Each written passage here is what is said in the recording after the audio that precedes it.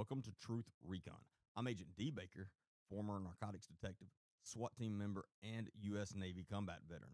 With years of real world experience in high stakes environments, I've seen firsthand the dangers that lurk both in our communities and now increasingly online.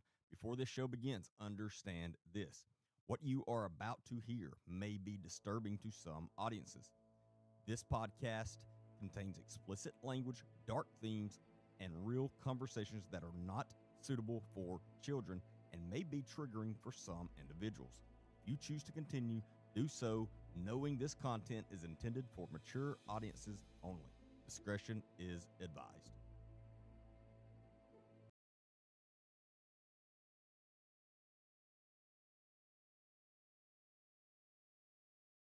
What's up, everybody? Hope everyone is having a as good as you can Monday evening, Monday night. Hope everyone had a good weekend, holiday weekend.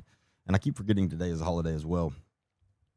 So hopefully everyone got to relax a little bit. We definitely have a lot to talk about. As I was not live my normal times Wednesday or Friday because I was thankfully on vacation myself. Just got back in town actually a few hours ago. So trying to get caught up on some stuff, but excited about the show tonight. And again, definitely a lot of interesting things to talk about. We're definitely going to get back deep in the ramp, which is the cult disguised as a ministry out of its home base is out of Hamilton, Alabama. With been seeing getting a lot of info in today that looks like they may be selling Karen Wheaton, the leader. Looks like they may be liquidating almost everything all of a sudden. So that's interesting. We're going to get into that. We also have another case that I'm wanting to dig into. I'm going to be doing a few podcasts on in the very near future. Got someone interesting that we're going to be interviewing as a guest on the podcast soon about, well, this is part of that, what that interview will be about. But there was a previous teacher in Morgan County, Alabama, which is where Decatur, Alabama is, up just west of Huntsville. And he was let go from the school system for being a child predator. Yeah, you heard that right. He wasn't fired. Apparently, he never faced criminal charges for whatever reason, as far as I know so far. But it was a well-known thing. Multiple allegations, lawsuits paid off, and the sheriff in Morgan County decided to hire him. Thought that'd be a good idea to hire him as some type of recruiter for the jail. And we're going to dig into that and discuss that. I think we've got a lot of major issues there. I hate that we're just getting on that story considering they just reelected the same sheriff in Morgan County. But here we are. But there's some major issues up there with that. And if you're not familiar with that story, it's going to piss you off, a lot of you. So, again, we got a lot of interesting stuff to talk about. May talk about a few other things, but that is definitely two of the main things that we will be. Also, we need to, as far as the holiday today, it is Memorial Day. And this is one that gets me every year since social media started. People need to understand the difference between Veterans Day and Memorial Day because they're very different. Memorial Day is to remember those brothers and sisters that lost their lives and gave their lives for our country. Veterans Day is for them plus all the veterans. Very big difference. So I always cringe when I see someone wish a veteran happy Memorial Day. It's not necessarily a happy day. It's It's a day to spend with family and cookouts and vacation, but it's also a day to remember those fallen. And I think this is extremely important. Without them, we wouldn't have what we have today, not even close. They are the most important veterans by far, always have been and always will be.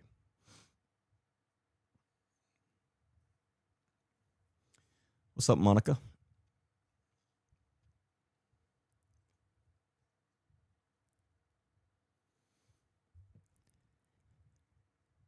Deidre, how are you?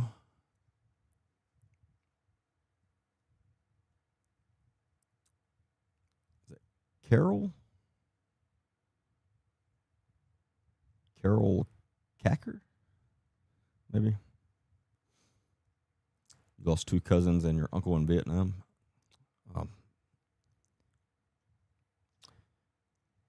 Yeah, that's horrible, for sure.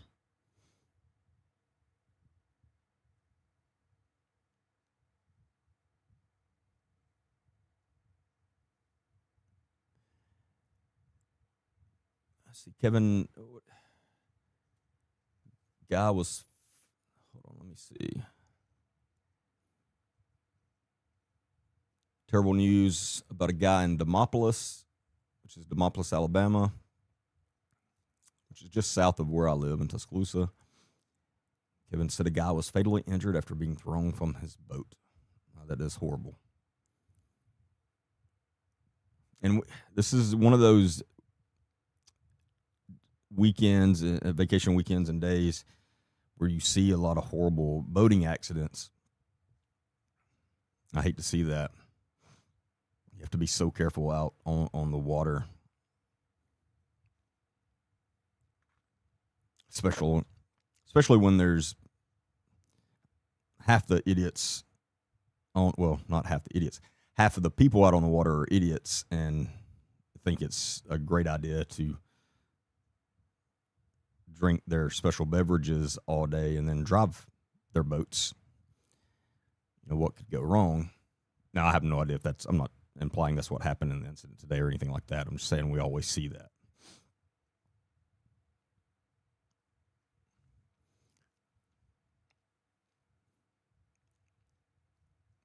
You're fine. Rotoya, and I don't think that I pronounced that right. You told me what you go by, and I'm just gonna have to admit I forgot. What is the name you go by? As soon as you say it, I'm gonna say, oh yeah, that was it.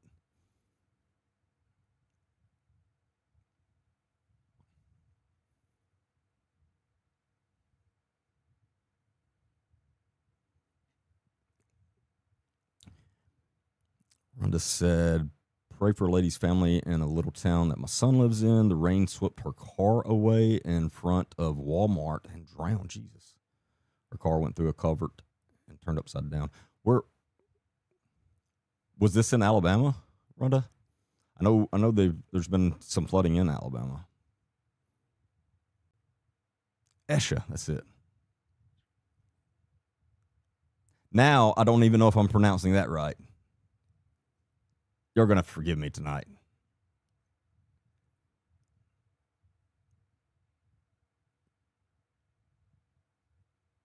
Because I feel like I should be pronouncing it Isha, but maybe Esha's right. But now, I don't know. Don't hate me. I promise I'm trying here.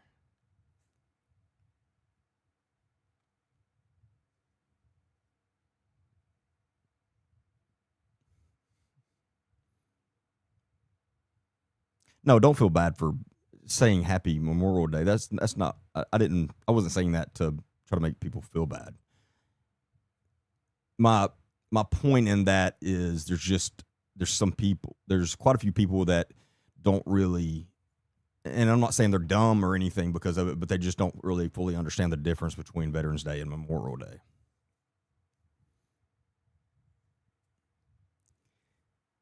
Isha.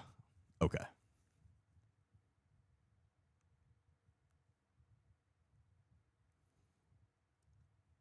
Look, there's someone on my team that, for whatever reason, I couldn't pronounce her first name, and it's not a complicated name to pronounce at all. I don't know why I kept on mispronouncing it. So we had to literally change what I call her. So please don't feel bad. She definitely knows how you feel. Oh, that was in Mississippi? Yeah, that's sad.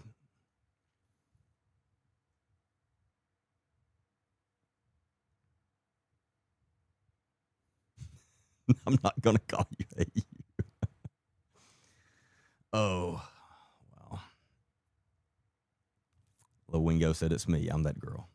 And that is correct because Lowingo is not her name. It's part of her name.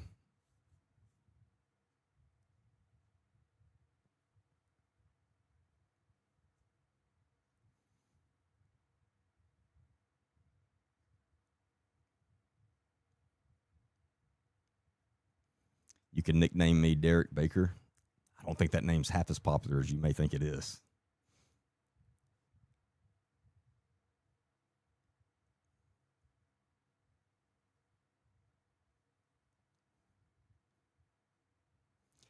I did get recognized one time on vacation, and it's the first time like outside of the counties that I've been talking a lot about that I've gotten recognized like that.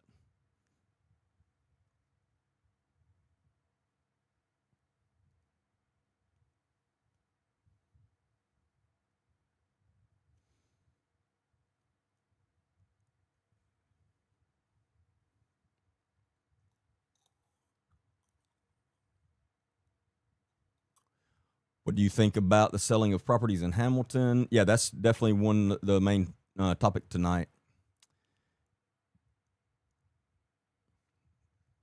And a lot of this stuff that we're going to be discussing tonight on the ramp, as far as these properties, I just learned this information today because again, I've been on vacation and I just got back into town 3 or 4 hours ago. So a lot of this I'm going to be kind of learning for the first time as some of you. So we'll be learning some of this together and researching some of this together. And there's definitely some of you that are going to know more about this than I do. I definitely want to give credit to, I don't know if he wants me to give him credit, but I mean, he posted it publicly. So, I mean, Stephen Womack, who is, he's over on Facebook, and he is a prior member, and somebody correct me if I'm wrong, but I believe he is a previous staff member as well of the ramp, and he has been a big advocate against them and calling them for what they are for a couple years now, and he's gotten a lot of hate for that. Now it's all coming out, and a lot of people are realizing he knew what he was talking about all along. But he has been breaking a lot of this stuff. So he's been on point so far. I have no reason not to trust what he says. So, and I know he has a lot of personal stories as well from there. I don't know him personally. I just some people that I know well know him, and so.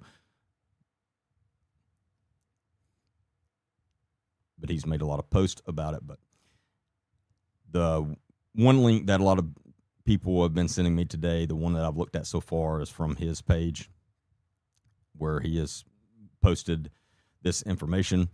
So, but first of all, for all of you that are not 100% know exactly what we're talking about, I want to give you a very quick rundown.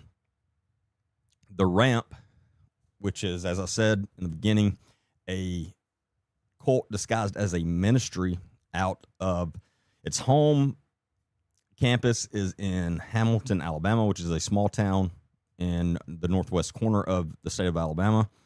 And they also have a campus in Chattanooga, Tennessee, and they also have a campus in the UK.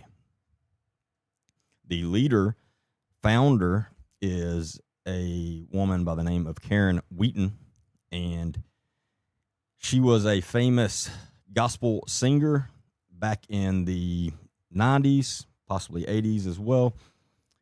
She was in with the Bakers, if you're familiar with that gospel world. And then she also worked some with Jimmy Swaggart, of all people.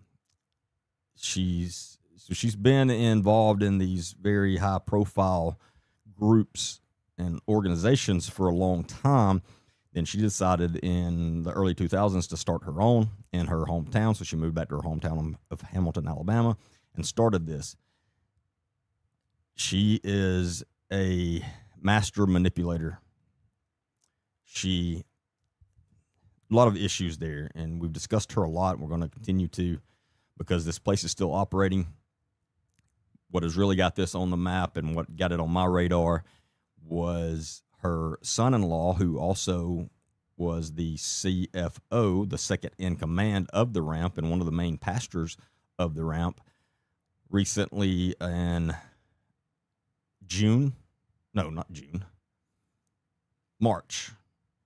February or March 1 of this year, it was discovered that he had, in fact,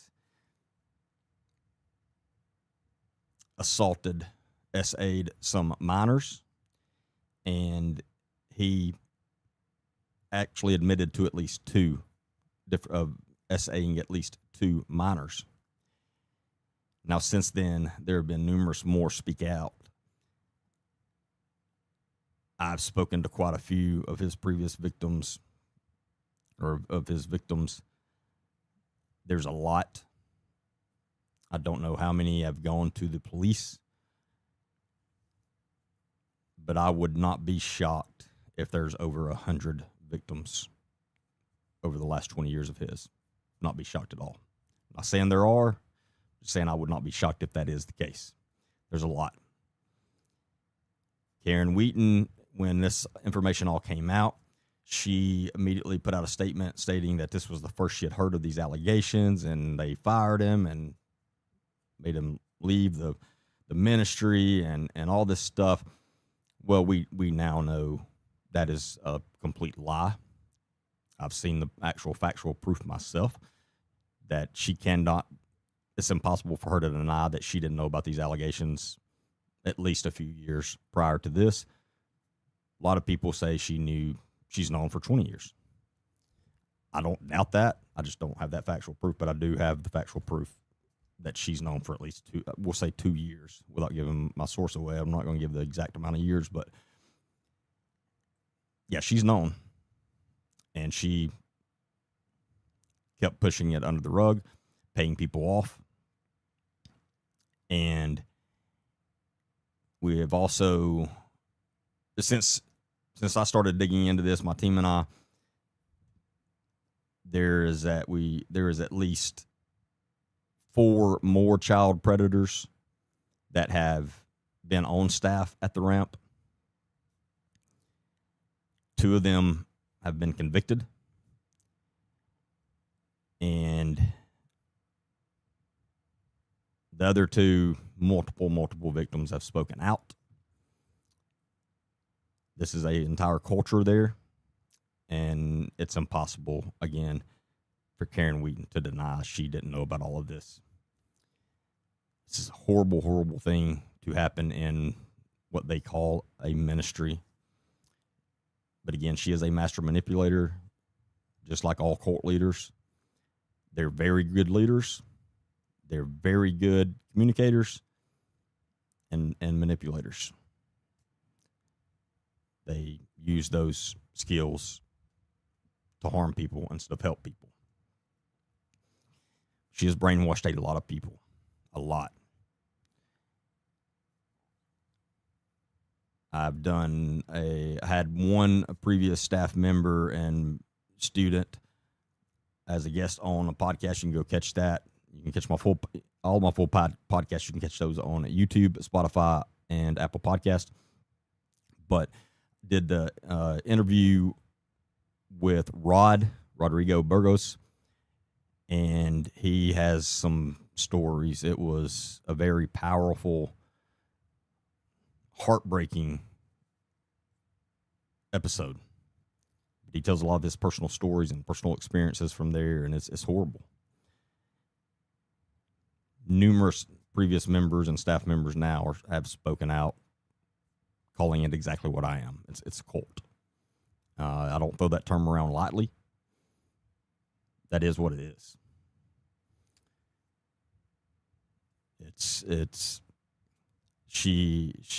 Karen Wheaton has had tons of financial gain off of this in the name of using the name of Jesus Christ, which I have a major issue with, as I'm sure most of you do. She's an evil woman, but she still has quite a few people fooled that will do anything to take up for her and talk about how great of a woman she is and how she's a prophet. She calls herself a prophet. She had also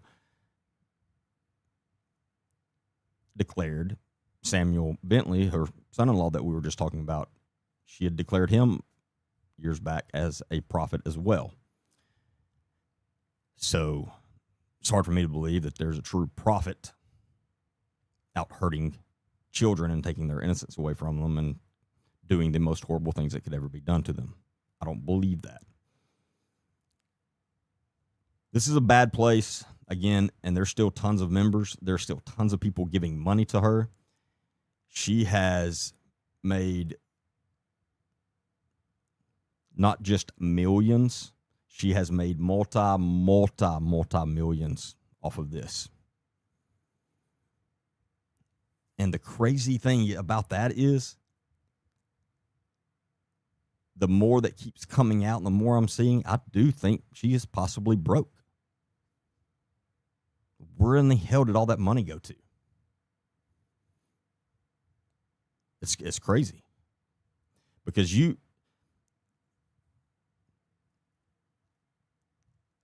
picture in your mind how much money you think she has probably made off of this and times it by about 10, and then you'll probably have the actual number.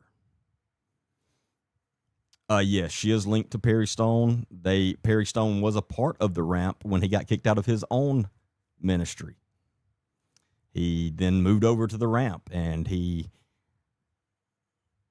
when he was under investigation, he all of a sudden donated $400,000 to the Ramp and Karen Wheaton. No way some laws wasn't broken then. I think this is complete speculation on my part. Please understand that. This is alleged speculation. I have no proof of this yet, but I speculate there's been a lot of money laundered through this organization. There's just, I don't think there's any way that's not the case. But there's a lot of money missing. Now, Karen has lived this fabulous lifestyle for a while now, flying around on private jets, even though she swears on everything that's not true. And a lot of her followers say that's not true. We have pictures of her. And I have literally spoken to at least one person that has been on some of these private jets with her on these flights. I don't know why her people are so against that and say it's not true. It is.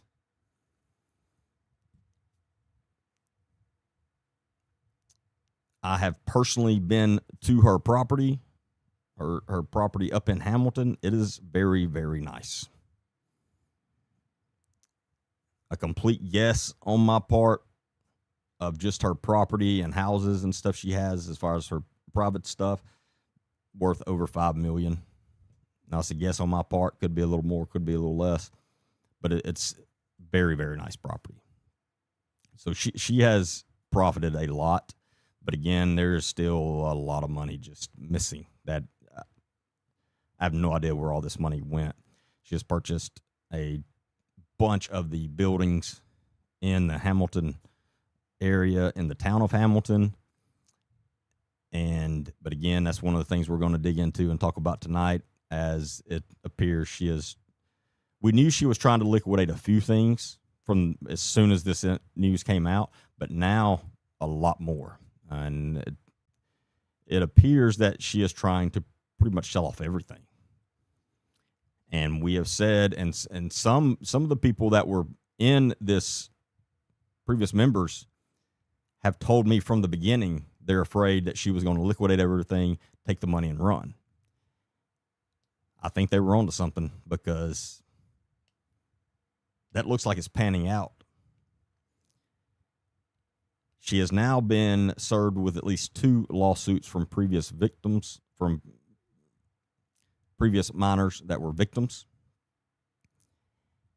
And I am no expert at all in civil law, so I don't know. I don't fully understand the civil process. I've been through the criminal process, worked in it almost my entire adult life. I understand that side. I don't understand the civil side much at all. So I don't know how the freezing of assets and stuff works like that. But if there is a way that some of those attorneys of those victims could, what's going on TikTok?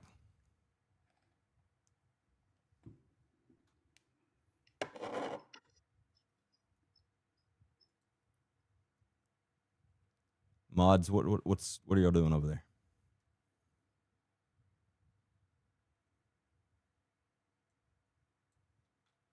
Yo, hold on for 1 second.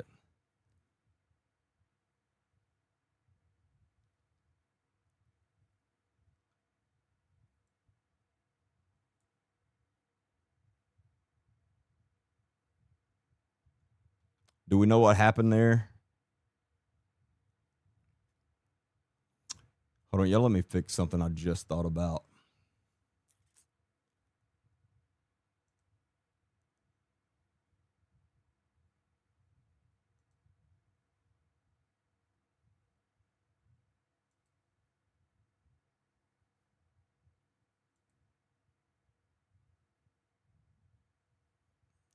All right.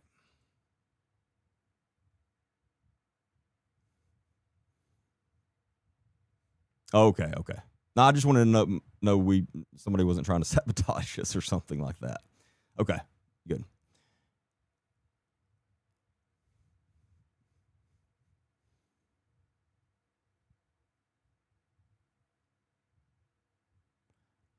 And he said, I have no doubt that she has spent a good bit on bribing and greasing the palms of people in power. I don't doubt that at all, Andy. You're probably spot on with that. Well, what's up, Rod? Rod's on. A local person let me know that the staff and the churchgoers are selling their houses. So there's something secretive. Man, this is... Wow.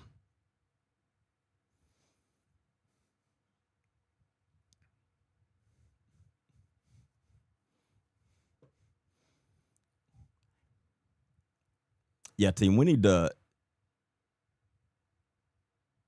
immediately get on.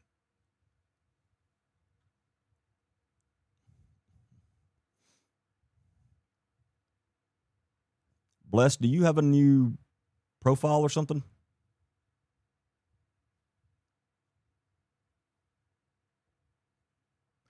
Team, we immediately need to get on looking into these other members and stuff, and if they're liquidating.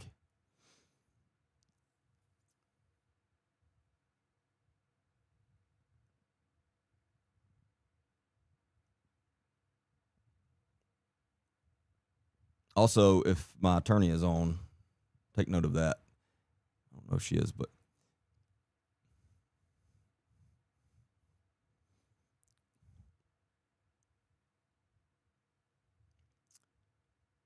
is Karen Wheaton on TikTok? You know what? I don't even know. Is she? Does anyone know? I've watched her. She's big on YouTube. That's where I watch her videos. I don't know if she's on TikTok, honestly.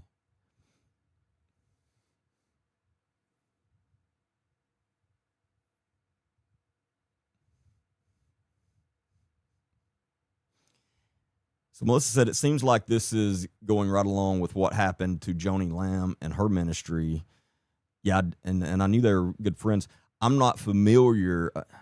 I hate to say it, I'm not familiar with what happened with this Joni Lamb and her ministry, so I'll have to look into that.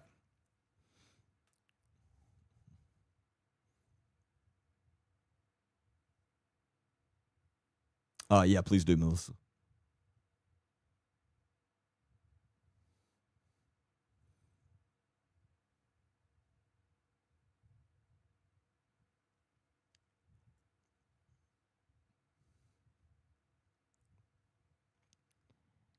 So Rod said she's selling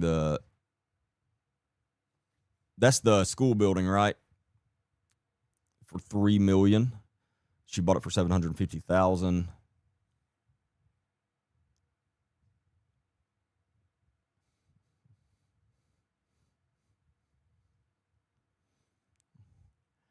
I wonder. I've never been inside that building, but it would take the right kind of business to want a building, to need that building and want it, and to pay that. Is that building worth that in that town?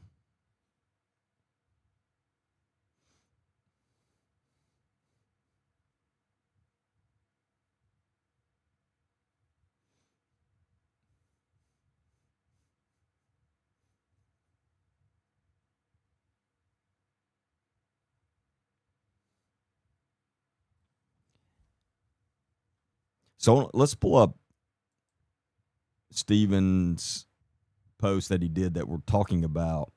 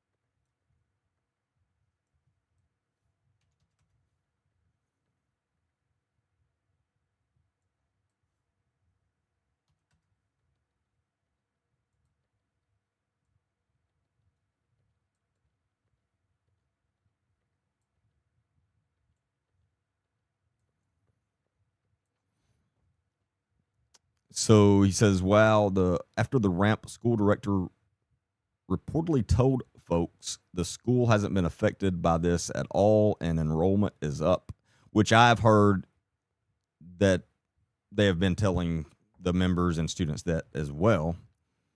So that's definitely been happening. They have been telling them that, or they were all lying, which is possible. We know how big they are on secrets there.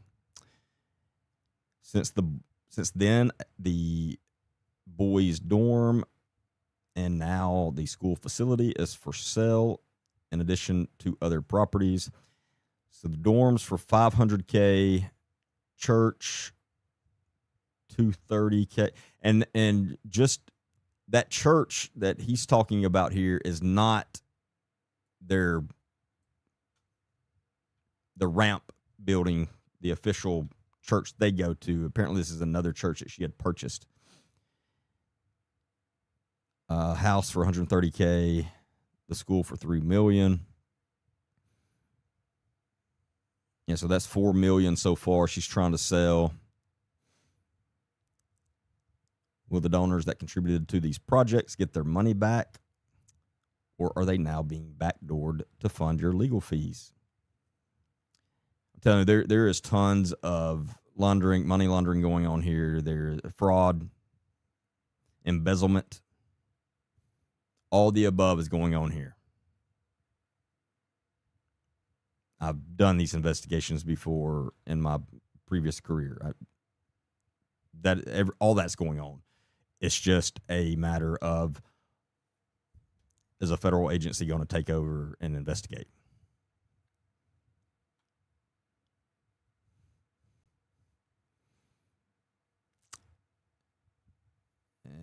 Janelle Logan, who has been so loyal to attack anyone exposing her precious aunts looking to make a fortune on realtor fees. P.S. Samuel Bentley is selling his family home too. This is pretty crazy. This is pretty crazy. This is a lot. So, most of these properties, if not all, were purchased from donations, from money they took in from people donating to specific projects as part of their ministry, which doesn't have to pay taxes. So we've got numerous videos of Karen Wheaton getting on stage. I mean, it's all she does is beg for money, and she's good at it. She's good at getting it. But she'll say, hey, we need to raise $350,000 over the next 2 months for this project. We need to raise $500,000 for this project. And she always raises it. And a lot of times double the amount she asked for. So that's how she has gotten all these properties, is through with that money. And now she is all of a sudden, now that she's in legal trouble, trying to liquidate all of that. My God, any agency or law enforcement arm that investigates this money stuff, Homeland Security, FBI, IRS, they could probably make an indictment without even talking to anybody, just from this. I mean, it's there. Like, there's a lot of laws being broken here that a lot of people have spent a lot of years in federal prison over. And that's where I hope Karen Wheaton ends up.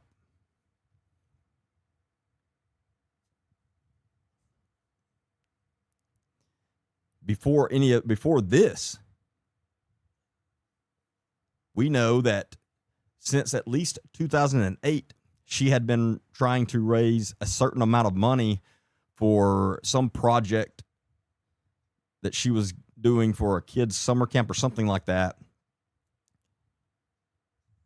And we know she has raised over 4 times the amount that she was needed for the project, and the project never happened. That's fraud right there.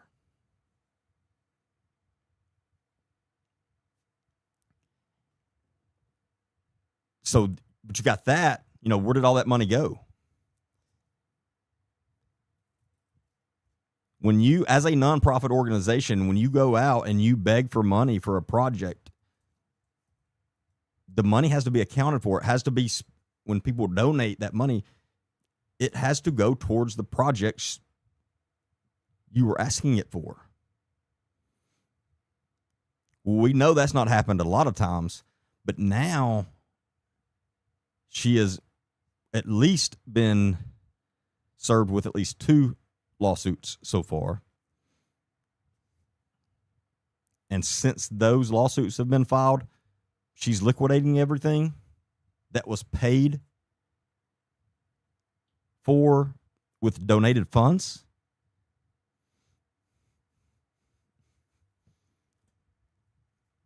How much does it cost to attend the Ramp School of Ministry? So their college, as they call it, which, keep in mind, this is not accredited. This college is not accredited at all. It's a fake college. They can call it a college all they want. No accreditation, nothing. And you have to pay $4,500 per semester to attend. On top of, you have to pay rent to live in campus housing. On top of, if you're a student, what just happened?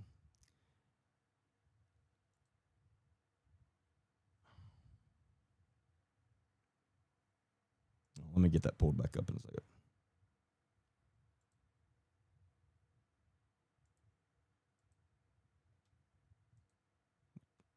In the world. So on top of all that, if you're a student there, you're paying all this money, and you also have to do at least 30 hours of manual labor per week unpaid. And if you don't put in your full 30 hours of manual labor, which is everything from cutting grass to weed eating to remodeling buildings to painting the buildings, whatever. If you don't get in your full 30 hours, you are fined, and you have to pay a fee for being fined. So this is a pretty expensive college that's literally not accredited at all. The fact, I mean, this is how good she is. The fact that she could talk one person into doing that is very impressive. The fact that she has talked thousands into it, it's not a good impressive, but it's impressive. That's how big of a manipulator she is. I mean, you have to give her credit for that. Like that's crazy. Because when they graduate, it's literally worthless.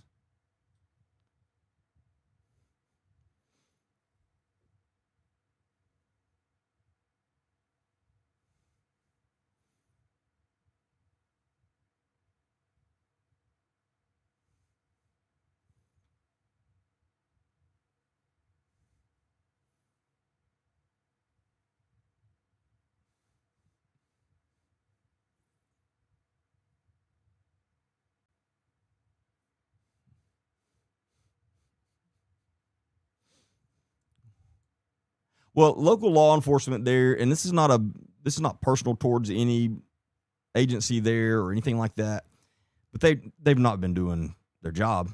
I mean, it's obvious just on all the child predator stuff. You could literally we've done this, going to Hamilton, pull up at Tractor Supply, Walmart, a gas station, and just randomly walk up to a random citizen there and say, hey, what do you know about this ramp place? Every single one of them so far, oh, you're talking about that cult that has all the child predators? So you're telling me everybody up there knew except the police? And they didn't do anything because the investigation that's ongoing right now is being investigated by the state Bureau of Investigations, SBI. So yeah, local law enforcement up there has been turning a blind eye to this as well. That's so frustrating, and it puts a black eye on all law enforcement. But just please understand, most law enforcement agencies are not like that. And most law enforcement agencies, when they hear about a child predator, they go all in, and they don't stop until the child predator is in prison, at least. So the fact that, and there's no excuse.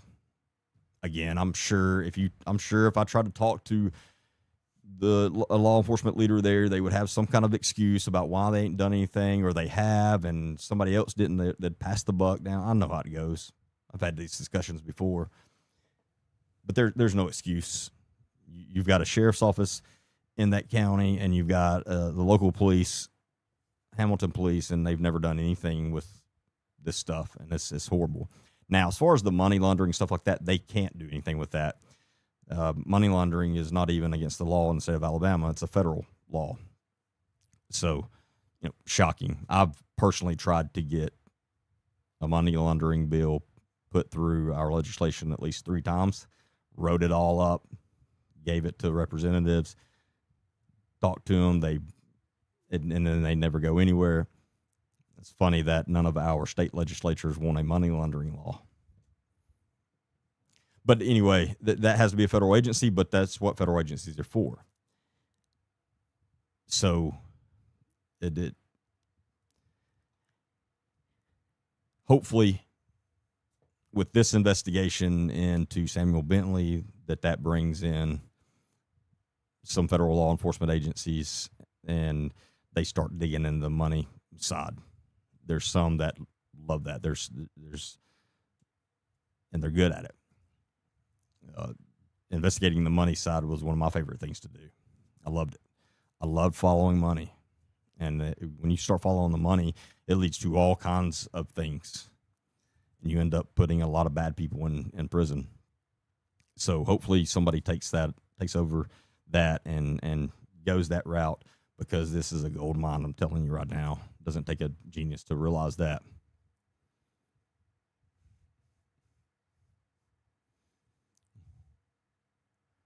No, they can't accept grants of any kind. We're talking about the college there, because it's not accredited.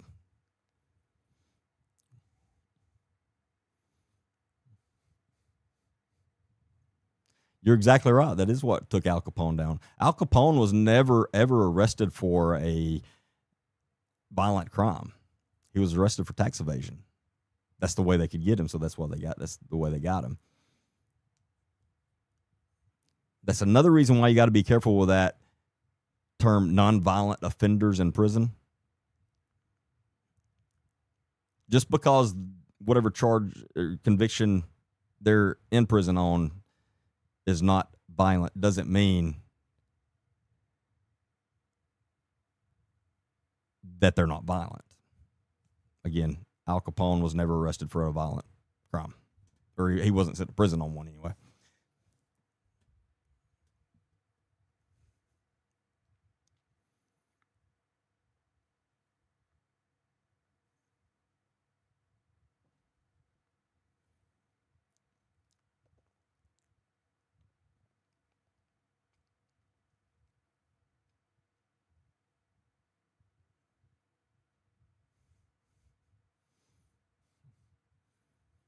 Word on the street is that she funded the police department's new patrol interceptors. I mean, it's possible.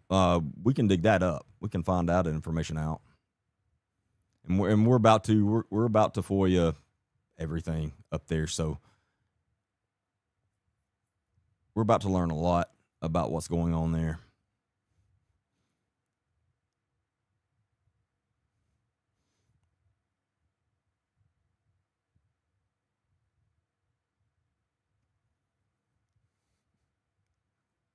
But yeah, just like, here's the thing, and this is a good comparison. Somebody brought up Al Capone with Karen Wheaton. I've not heard, nor do I have any proof that Karen Wheaton herself has ever harmed a child physically. Most mob leaders never done anything violent.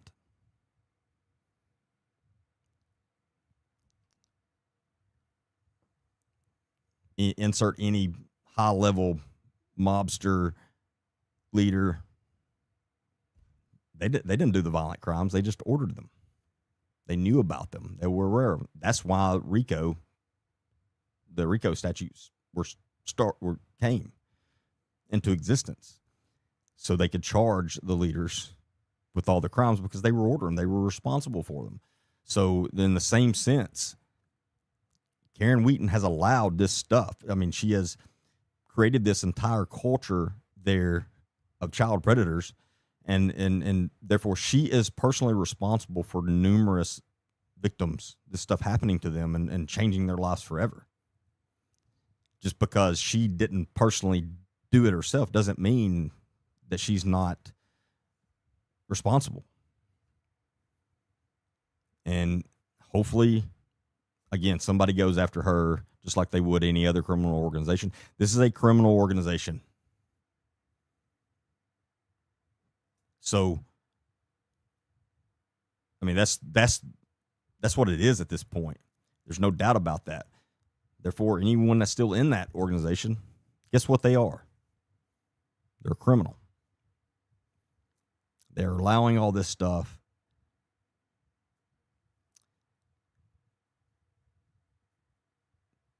Almost every previous member or staff member that I've spoken with myself, they knew about all the child predator stuff.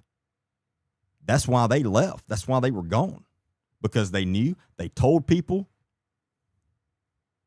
and nothing was being done. And so they said, I'm out of this. This is crazy. That leads me to believe that every single current staff member and most current members probably know about it as well.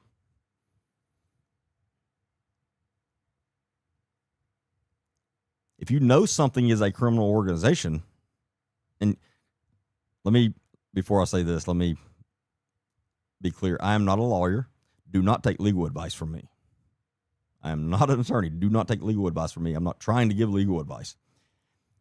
So some of the things I say that I'm going to say are just the way I'm looking at them. So if I say they're a criminal, by the books, as far as federal or state codes, they may not be a criminal. That's my term I'm using. So I wanted to be clear about that. But if you know or well aware that it is a criminal organization and you still give money to that,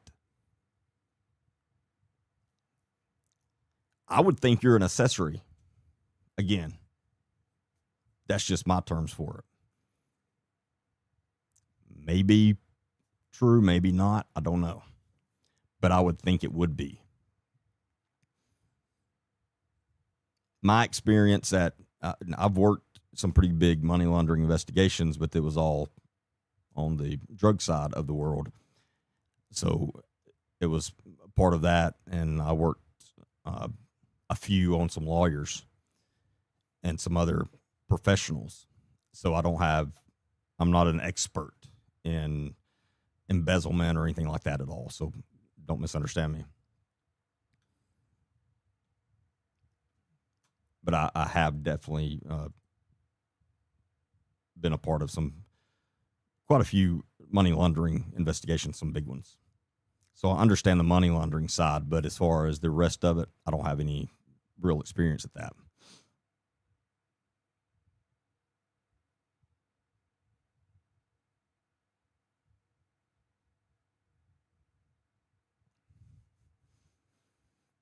Hey, Gene, how are you? If you know someone is accused of fooling with a child and you keep them on staff, then you are culpable as well from the point you knew. Yeah, absolutely. Well, if you're the leader, you are for sure, 100%. That's no doubt. But yeah, if you are on staff there at all, you know this stuff is happening, and you do nothing,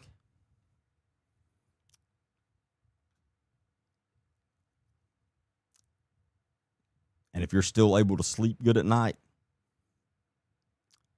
you're an evil piece of shit. But I guarantee you there's some losing sleep every night over it. They have just somewhere lost the way, forgot what their true morals are.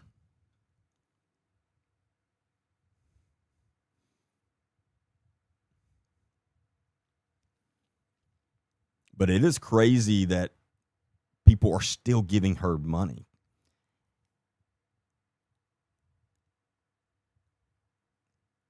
So I know what I want to do. I want to.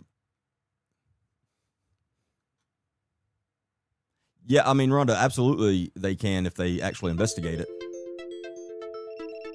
Again, I can't sit here and say that I have factual proof of money laundering, because I don't. So that's speculation on my part. So it's just alleged at this point. But if there is, and insert pretty much any 3-letter federal agency, if they actually come in and do any investigation, they're going to find it very quickly. And then, yeah, she can go to prison for that. A lot of people go to prison for that.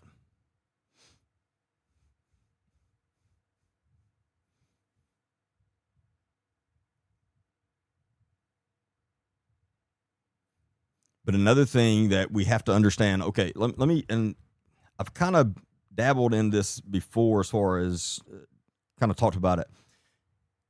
but I think it's another good time to talk about this. Understand the environment, the current environment here that we're talking about. You are talking about an organization that claims they are a Christian ministry.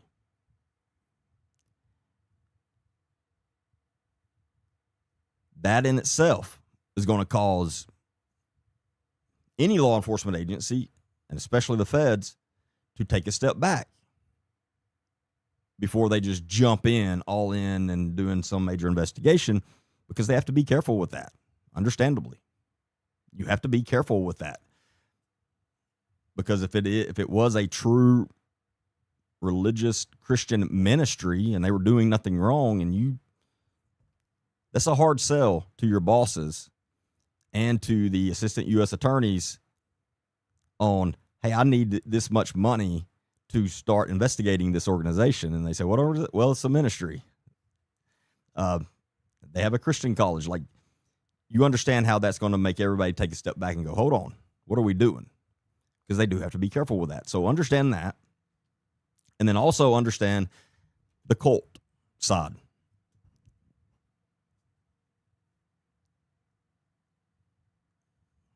Waco, the incident that happened in Waco, Texas, with the Branch Davidians was one of the biggest black eyes, well, the biggest black eye the ATF has ever had.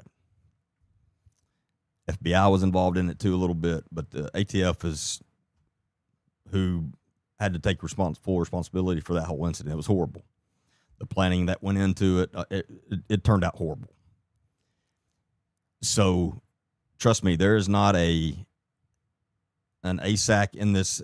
That's the assistant special agents in charge of any of these 3-letter government agencies across their regional offices across the United States and across the world. Anytime one of their agents walks up into their office and says something about a cult, that's the first thing that's going to go through their mind. So you have to understand that as well. So again, that's going to make them take a step back and go, hold on, what are we doing? So that's the environment I'm talking about. You've got all these things. So you have to understand why there's probably not a long line of federal agencies and federal agents beating the door down at the ramp, investigating them. And again, that's completely understandable as far as from their side, because again, they're going to be investigating the money side mostly. That's what they're going to be investigating. It's a hard sell, again, to their bosses and the assistant U.S. attorneys who have to approve all this and approve for the funds for them to start the investigation. There's a lot to it. Those agencies operate completely different than a local law enforcement agency who can just go out and be proactive and start stuff. That's not the way they work. They have to get their operations fully approved in the beginning and funding for them. I mean, it's a long process. So again, you have to understand that environment.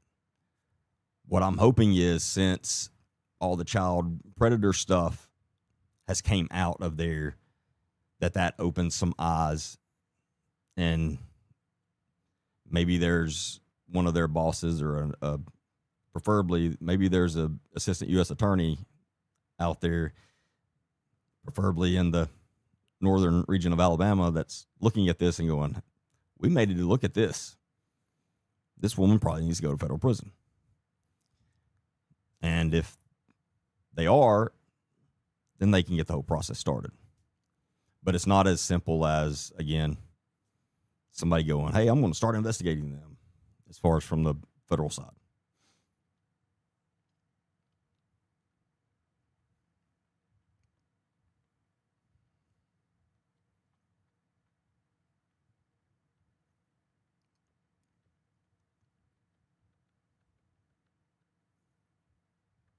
I don't understand. Gary said, I don't understand who believes someone who sung for Tammy Faye and Jim Baker on TV. 55 in Orlando, Florida. Is that the TV station, I guess?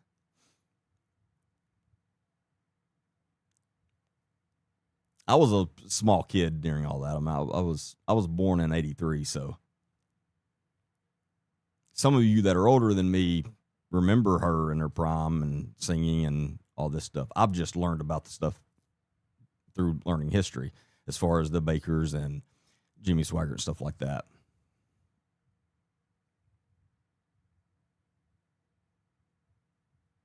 Who is Paula White?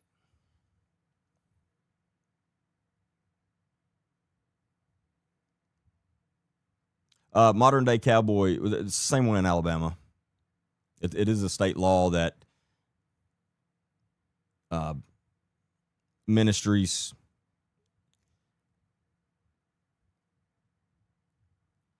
I don't know what they can. I don't know if I'm guessing the summer camps are considered a. I don't know, but the ministries are reported.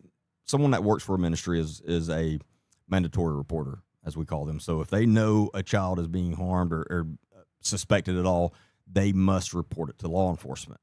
Well, that's not happened here numerous times now.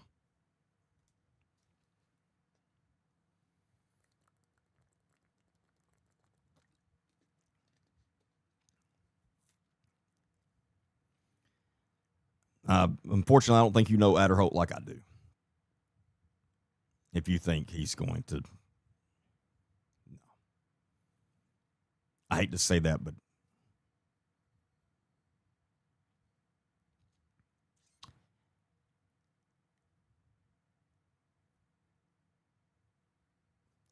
Adderholt and between he personally and his campaign, and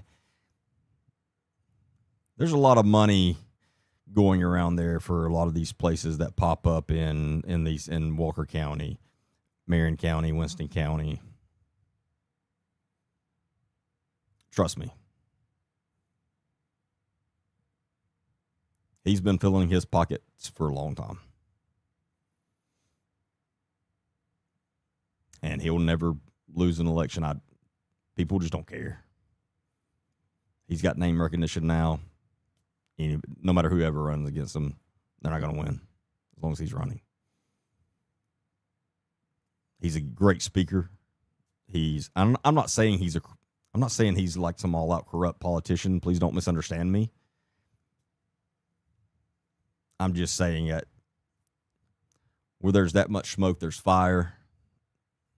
And there's a lot of sketchy things here and there that go on in his areas that I don't trust him at all.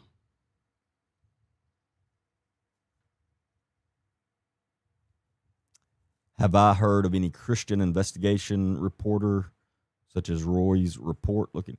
I didn't know there was I'm glad there is. I'm not. Are you saying there's some people that label themselves as Christian investigation reporters? Like they look into stuff like this? I'm guessing that's what you're saying. I'm not familiar with any of them, but I'm glad there are some out there. But if any of you follow any of those people, send this stuff to them. We need as many. Anyone that has a following needs to. I want them reporting on this. Because again, that's why we're talking about it. The stuff I was just talking about a while ago. If we raise enough hell, we can make things happen. We've done that quite a few times now. It works.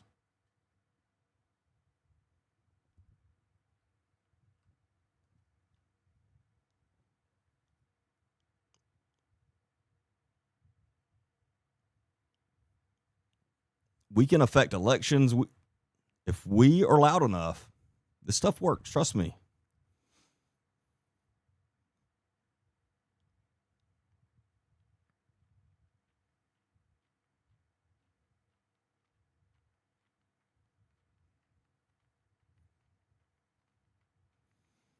First off, Trump's spiritual advisor is not going to be talking to assistant U.S. attorney or an ASAC somewhere, nor is a case like this ever going to get to the White House. Like that's just not how it works.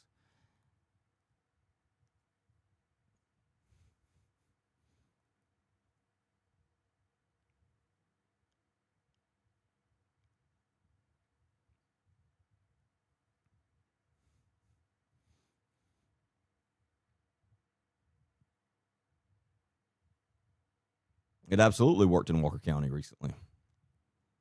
And I'm not taking full responsibility for that. I wish I could. But it was far from just me.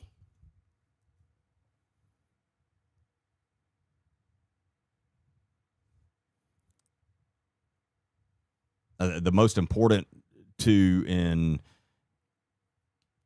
what saved Walker County and what changed that whole thing was Amber with Secrets True Crime podcast and Michael Fleming, which was her private investigator on her podcast. Because those two have been digging and investigating. They're the ones who broke most of the stuff that was going on in Walker County. I just repeated it. They were the ones actually on the ground investigating the stuff, figuring it out, and then also announcing it to making it public. And then all I did was repeat the stuff. So they deserve all the credit for that. But that just, it works. We've gotten businesses shut down. I mean, the stuff works. We just have to be loud enough.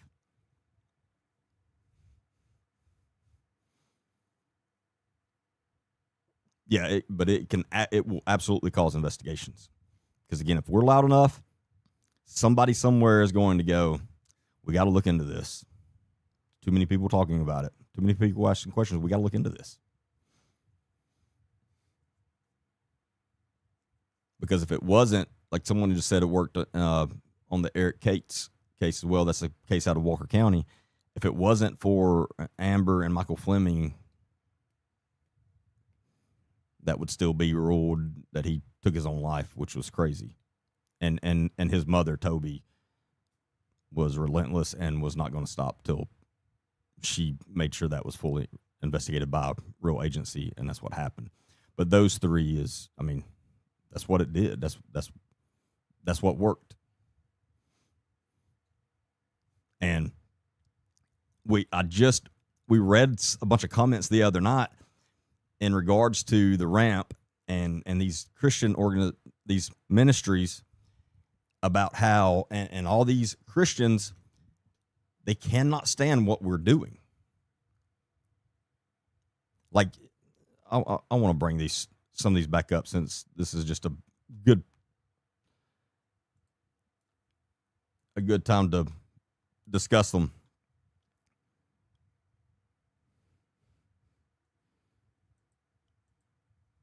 No, not that.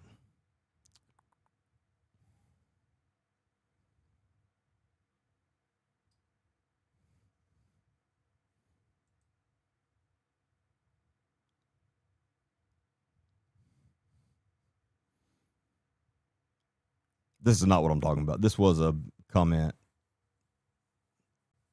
about Karen Wheaton and the ramp of how can people not see that Satan is using you to try to destroy something good? Talking about the ramp and Karen Wheaton. That's not what I was looking for. That just, let me see.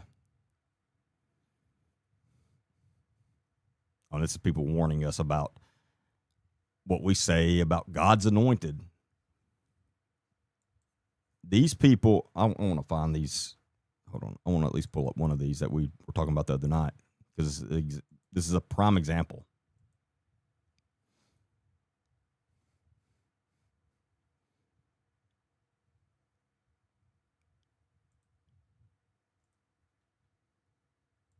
Of they can't stand us calling these ministries out publicly and calling Karen Wheaton out publicly. They can't stand this, and they think that it shouldn't be happening. Some of them even called it, there needs to be podcaster laws against this. They can't stand this, and a lot of them have literally said, and I've got some of the comments, if I can find them here, where they literally say, this should stay secret within the churches. That's what they say, these so-called Christians. And they try to use the Bible and try to manipulate verses in the Bible and act like that they say that you shouldn't do this publicly. And yeah, no.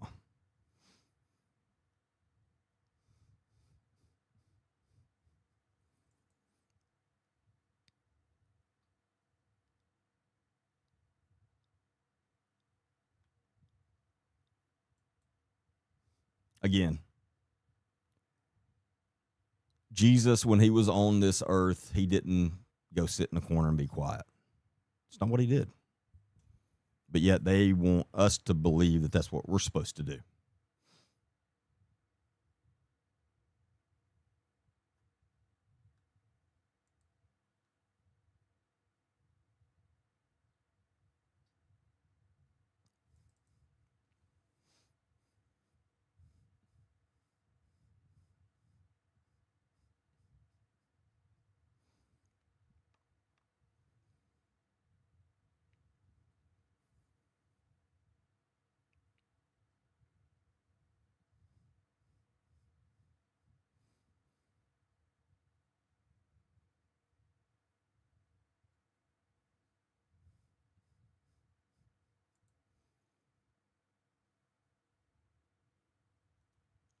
Here's one. This is not a this is still not exactly what I was talking about, but this is another example.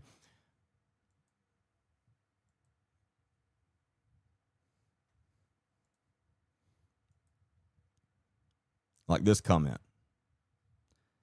This is Samuel Bentley, who has admitted to at least 2 different minors that he essayed. We know there's a lot more now. While he was a prophet, a preacher, where children should be able to go to and be safe, he was doing the most horrible things possible to them.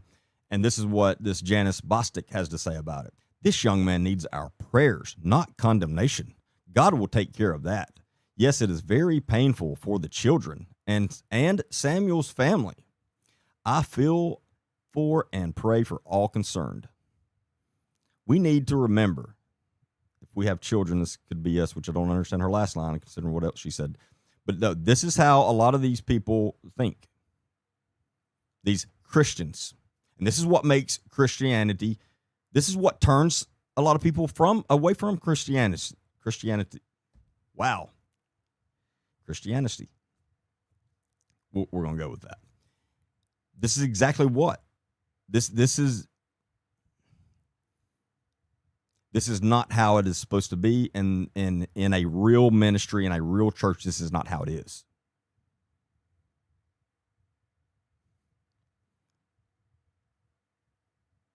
And for her to call what we're doing condemnation, that's not what we're doing. We are bringing awareness to a major problem to get this place shut down so there's not more victims.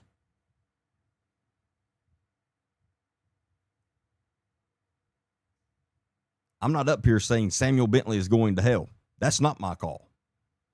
That is God's. That's between him and God. I am saying he has no use on this earth. He doesn't. He either needs to spend the rest of his life in prison. If he's still here on this earth, he needs to be in prison. That's not condemnation. That's protecting innocent children, victims. That's what that is. But this is how a lot of them think. They can't stay. They cannot. And again, there's tons of. I had a whole comment section, but I'm not gonna. It'd probably take me 20 minutes to find, so we'll move on. But we're like one specifically said, if something like that is going on in a ministry, it should be left up.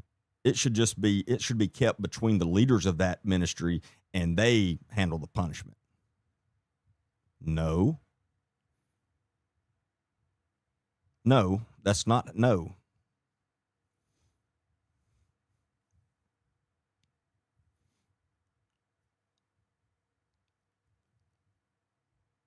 If you're watching right now and that's how you think about this stuff, you really need to rethink things.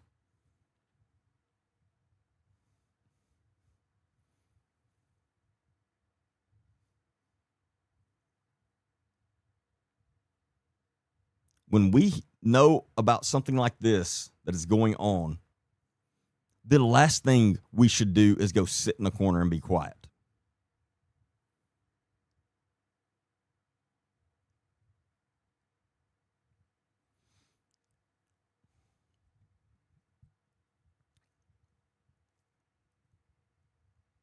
There are a lot of problems in the church, and I'm talking about in the Christian church in the United States. There are a lot of problems. This way of thinking,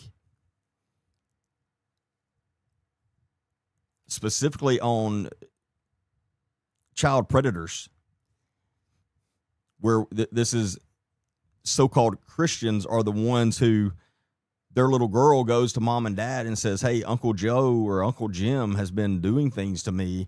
And they say, well, we don't want to embarrass the family, so we're just going to keep that between us.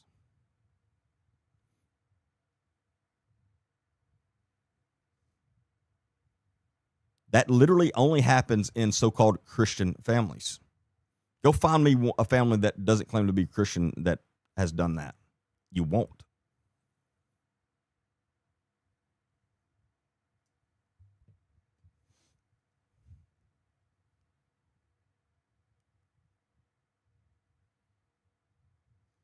I know for a fact there are people that follow me and are probably on right now that have told me personal stories on that. And that's what happened to them when they were a child.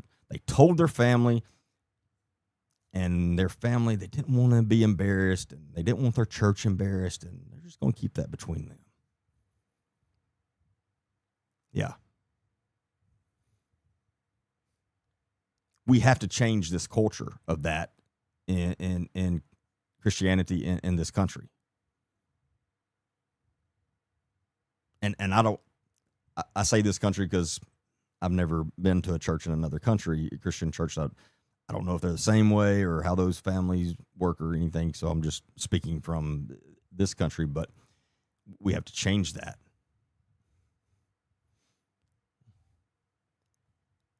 Because if you're a child and that happened to you, you're not dumb. You're going to realize, if not then, especially when you get older, that the reason the person who did that to you suffered no consequences is because of the church. You think that's going to make them want to be in the church? No. It's going to run them the other way. And then when they run the other way, it's the same people that are yelling at them, oh, the devil got a hold of them. You need to come back to God. The devil got a hold of you. You need to come back. No, in their mind, God is what did that to them. That's why they're running.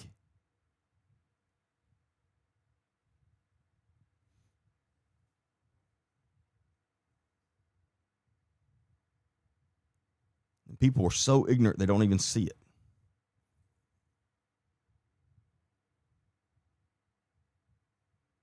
And then that victim, and thankfully this doesn't happen to all victims, but some of them, they spend the rest of their life completely detached from all their family and friends and church because everybody else looks down on them then. They were the victim.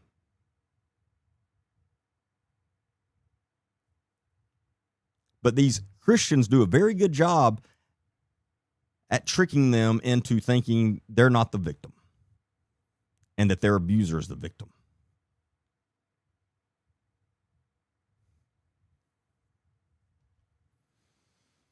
I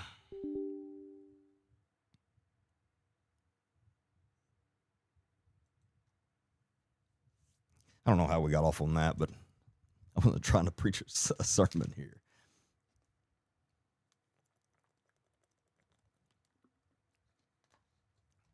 We've got to change that culture. And again, if the church you're in now has that culture, you need to find another church. You either if you can't change it in your own, you need to try to change it in your own. But then if that don't work, if you're by yourself, you need to go find another church. Because trust me, there are plenty out there that don't have that way of thinking and that don't do that.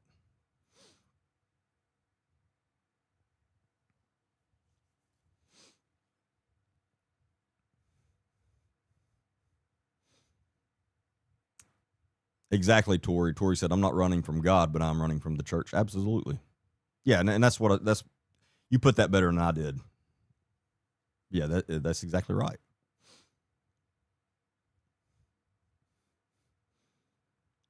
I mean, we saw it with some of these victims of Samuel Bentley's and some of these other child predators from the Ramp when they originally put this stuff out publicly, which again, Karen Wheaton tries to say, she literally puts out a public statement saying she'd never heard about these allegations before, didn't know about it, when at least a year prior, at least one victim was very public about what happened to them and very descriptive. And everybody from that cult did everything they could to try to ruin her life. Called her everything. We've read the comments on here before under her post from all these so-called Christians saying how she was the devil. This was the devil. This was the devil trying to take down something good, and victim blamed nonstop. That's what the victims of this stuff have to deal with when they do speak out. And then you sit back and say, why don't more victims speak out? If you can't see why, you're just blind.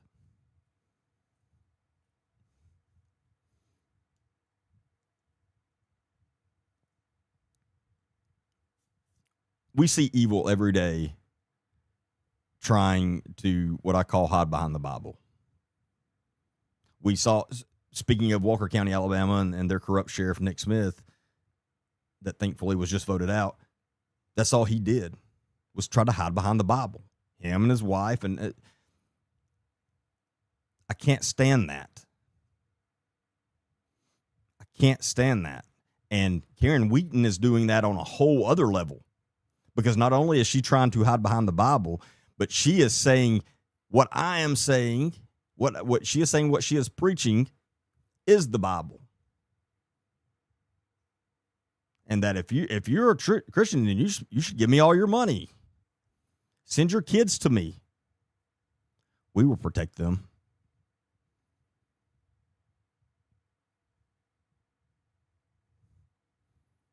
This is as evil could be.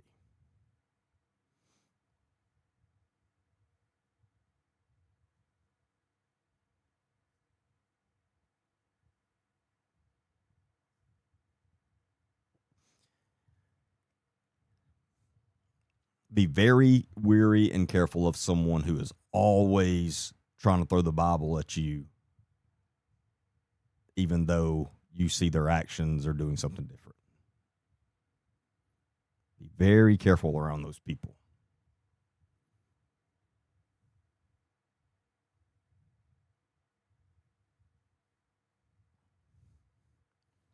And unfortunately, there's some people, as soon as they hear the Bible, they give in.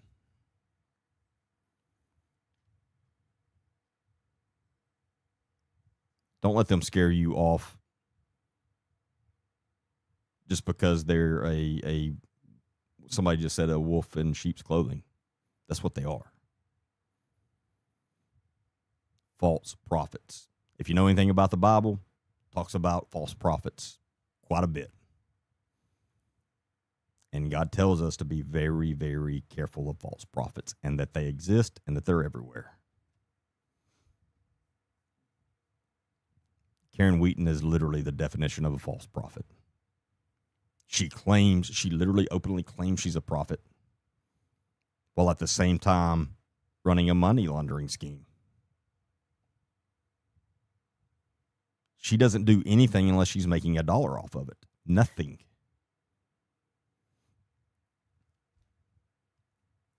Forced labor on their students,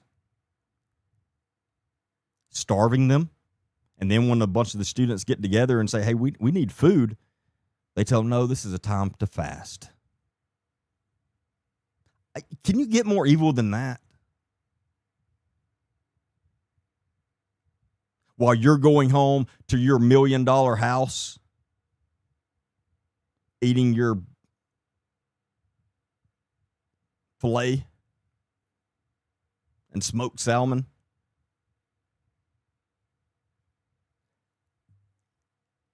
How can you sleep at night?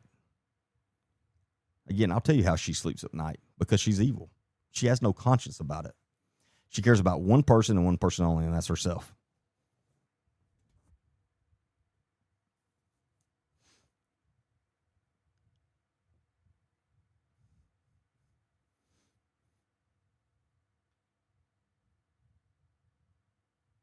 So that reminds me of another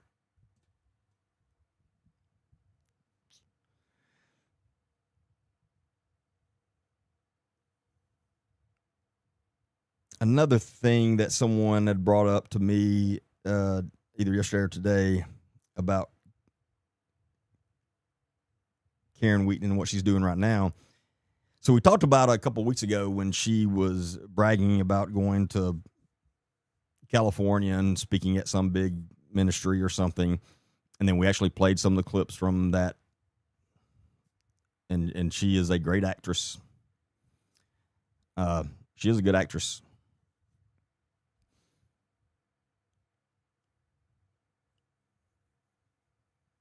And I said then, trust me, she's not going to speaking at these things for free.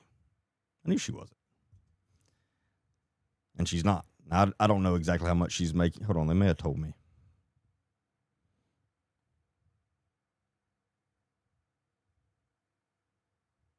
Let me see. Let me read my notes.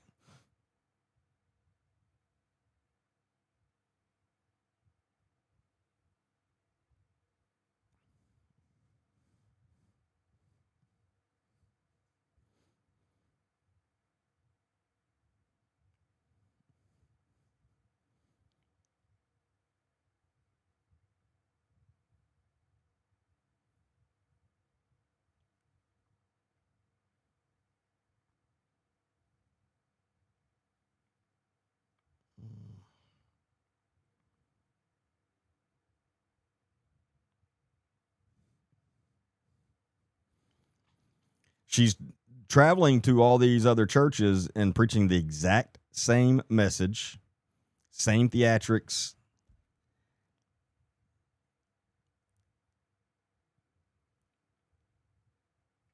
Everything.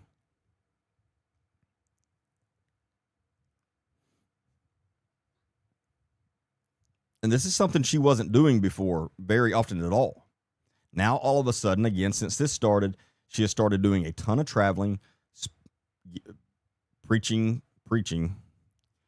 at all these other large ministries around the country because she's getting paid.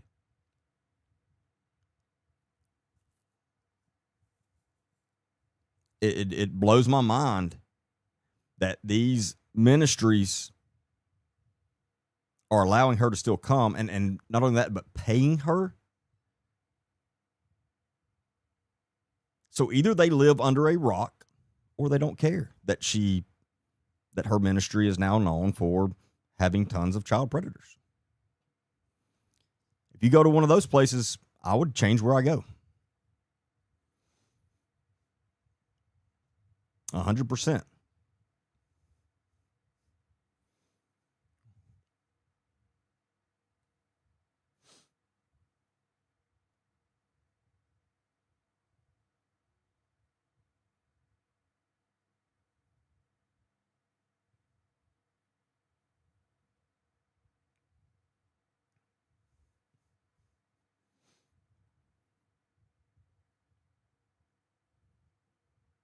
But it's crazy the amount of ministries that are falling for her mess too. Again, unless they just don't care. Maybe they have the same cultures there. I would question that if I was at any of those. And we're going to be reaching out to some of those pastors. Actually, we'll be reaching out to all of them. I want to see what they have to say.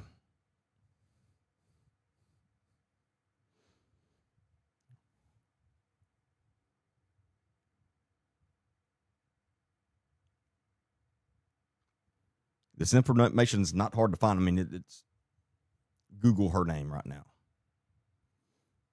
You know what's going on. So why would you pay her to come speak at your ministry right now? Like, why?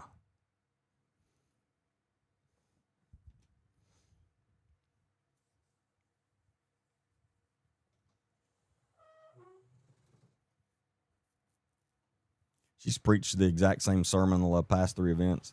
And I haven't had a chance to watch them yet. I mean, I watched that first one, but I haven't had a chance to watch the other ones.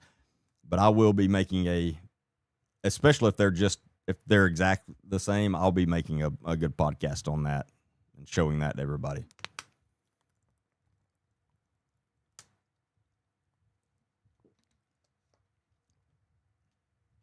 It's not hard to tell.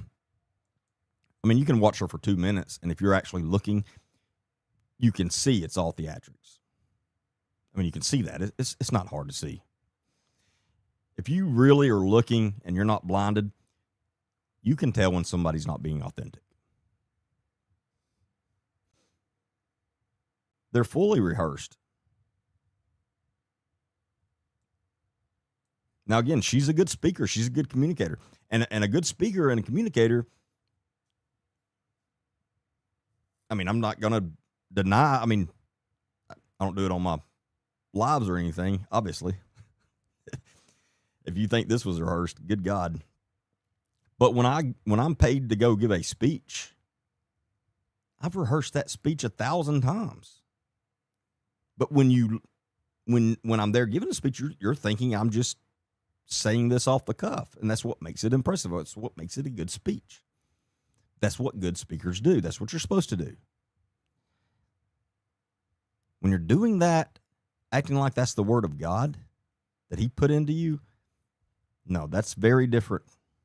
Very different. It's apples and oranges.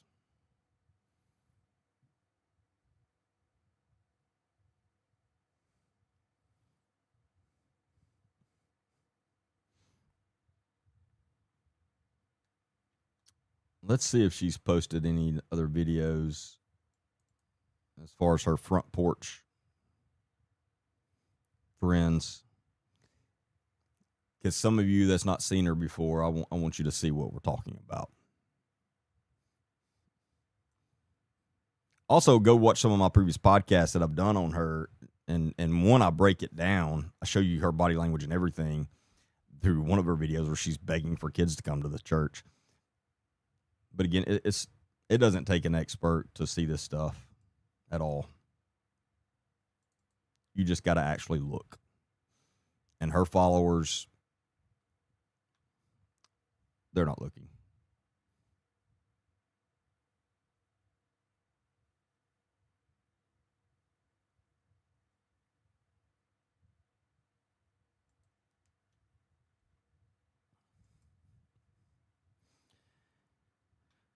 They literally treat her like she's God. Like we heard Rod on my podcast. I interviewed him on. He recalled a time at the church, and then some of the other people on that are on right now was there too that night, where she made every single, I can't remember if it was member or students, come down and pledge their allegiance to her at the altar.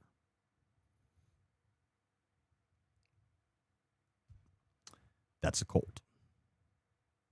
If your church does that, you're not in a church. You're in a cult.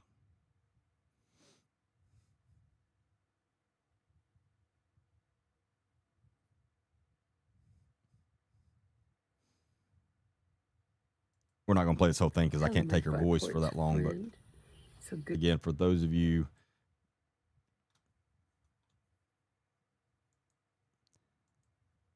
just for you to see what we're talking about, here you go.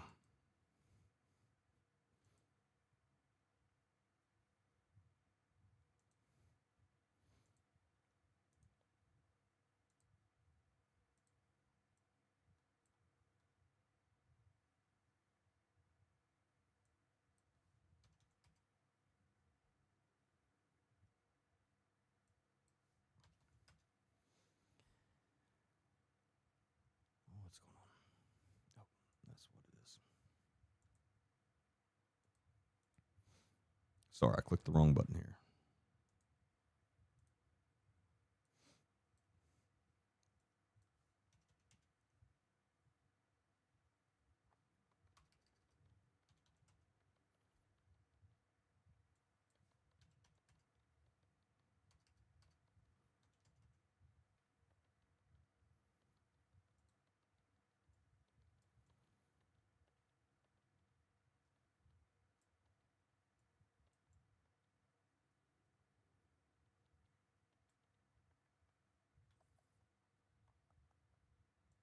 Hello, my front porch friend.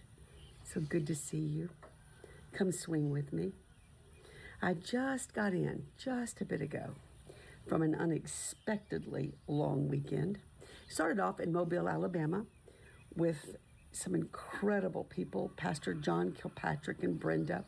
Their church, Church of His Presence, it's called that because the presence of God is always there. So if you go to Church of His Presence in Mobile, you need to start asking your leader some questions. And if your church leaders have a problem with you asking them questions, again, that's a big, big red flag. There. Then I was able to go on to Dallas to be at the memorial service of my dear friend, Joni Lamb.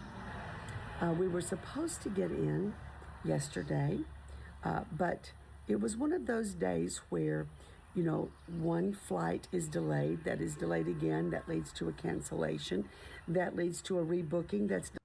Sounds like she's not doing her private jets right now. Shocking. I'm telling you, she is either truly broke or she's got an advisor that really knows what they're doing and they're trying to put on that she's broke, which is possible.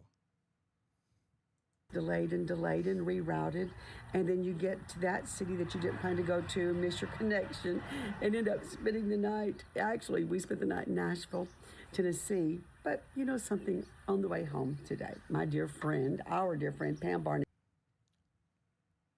Nashville, Tennessee, by the way. Make sure that you caught that. Not Nashville, Oklahoma, or Nashville, Alabama, or Nashville, Mississippi.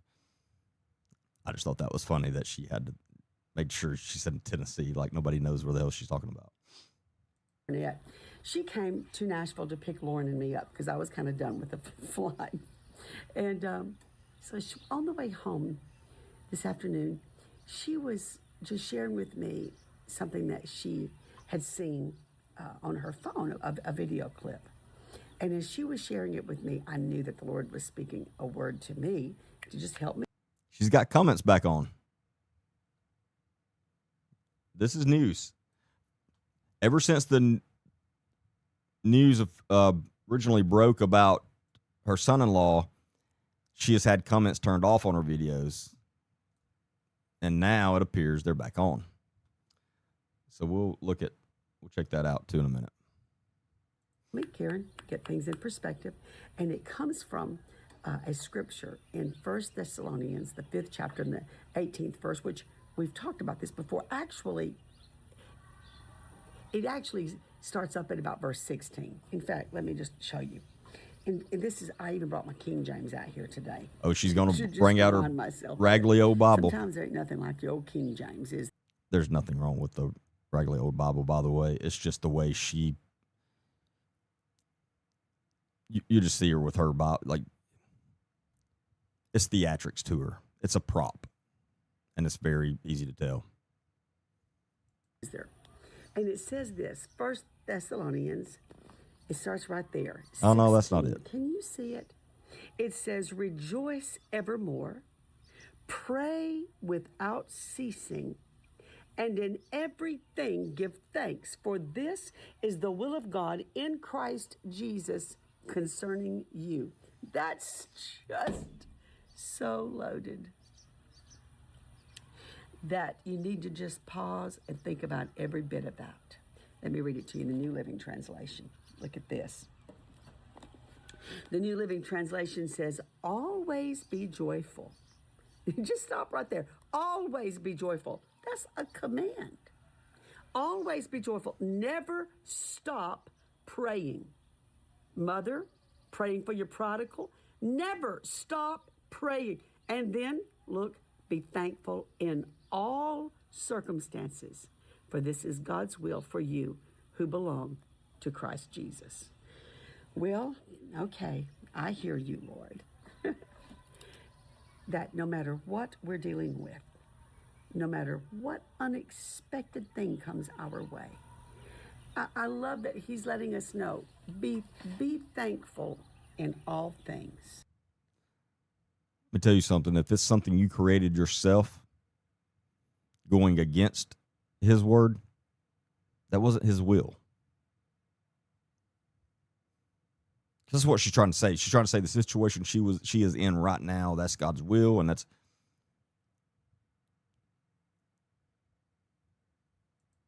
Be thankful. God didn't create robots. He created free thinking people, and it's up to them to make their decisions.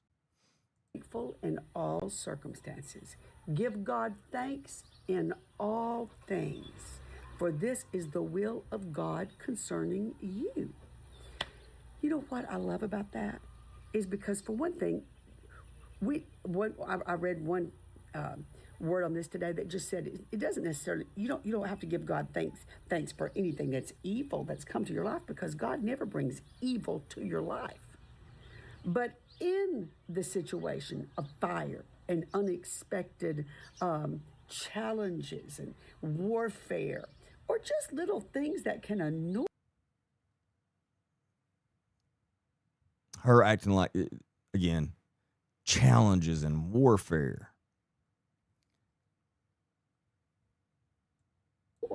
and drain you or frustrate you, we can give him thanks in that place, knowing he's with me. He's my joy. That's why I can always rejoice. And you know what? I can just always keep praying because he hears every word of it.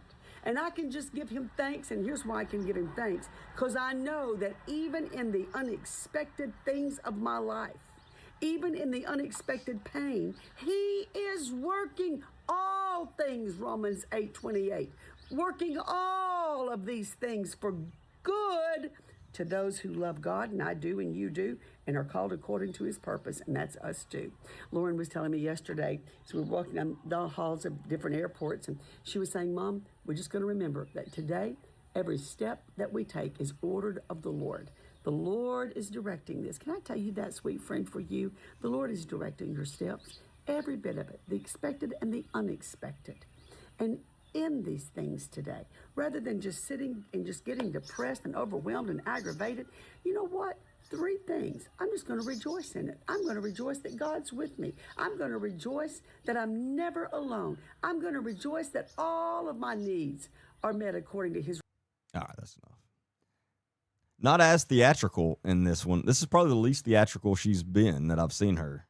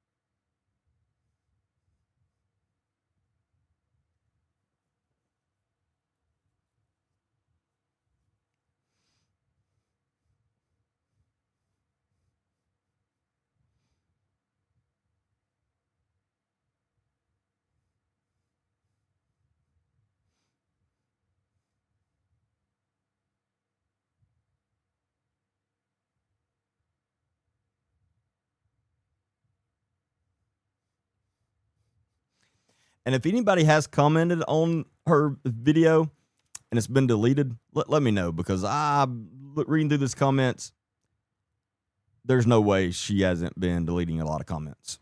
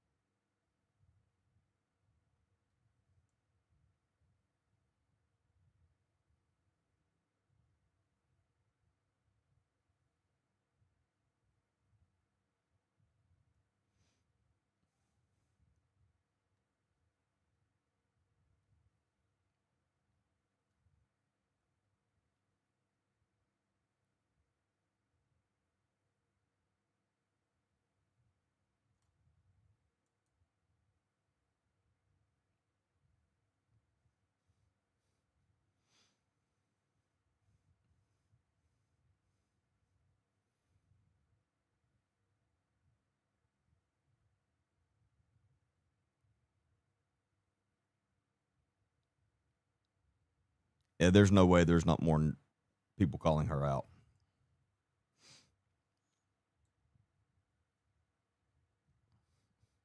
I'll tell you why she turned comments back on. Money. I told y'all the second when she turned those comments off, like, she is costing herself a lot of money, and I knew it was only a matter of time before she couldn't handle it anymore, and she turned them back on. She's probably got 4 or 5 people literally watching the comments and deleting the bad ones nonstop. I would not doubt that at all. And I guarantee you, if you ask any of her previous staff members, they'd probably agree with me that that's exactly what she's doing. That's the stuff she does.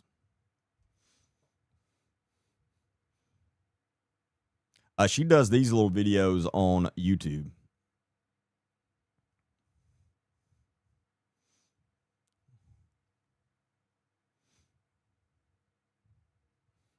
Okay, so Melissa said, I commented, multiple locals did too. They all got blocked. That's what I figured. Yep, that's what I figured.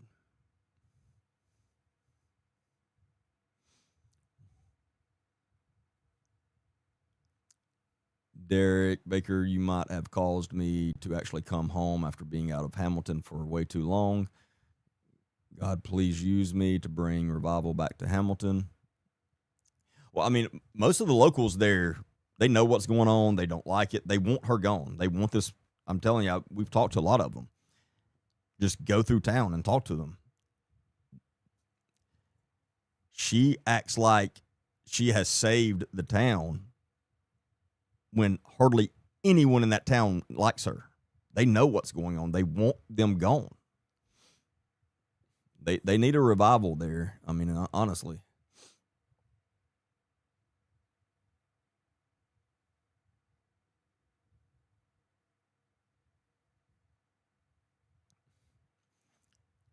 How much am I going to pay you to get her to come on the show? If you can get her to be a guest on my podcast, it'll be a good payday for you. I can promise you that.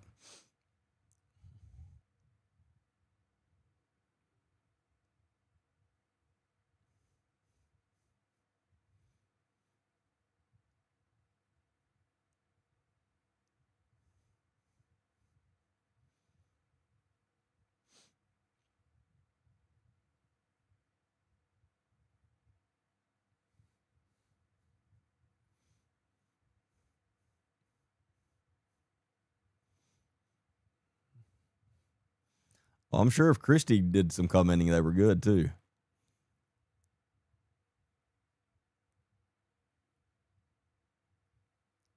Yeah, it's not surprising that she's blocking y'all and deleting them. Like I said, I figured that was the case.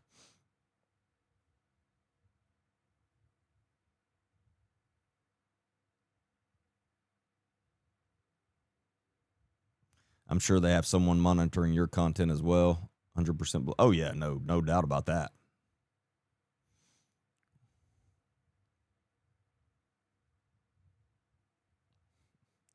The town liked the tax revenue she brought in.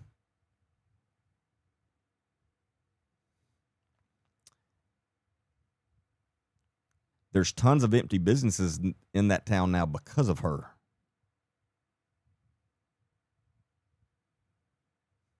This is not going well. This is not going well or going to end up well financially for the town at all.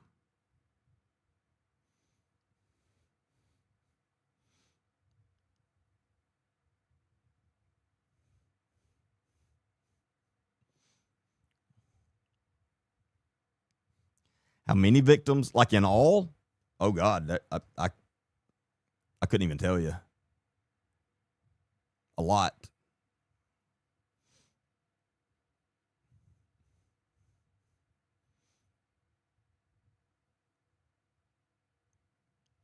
I mean, maybe you're talking about in the very beginning or something.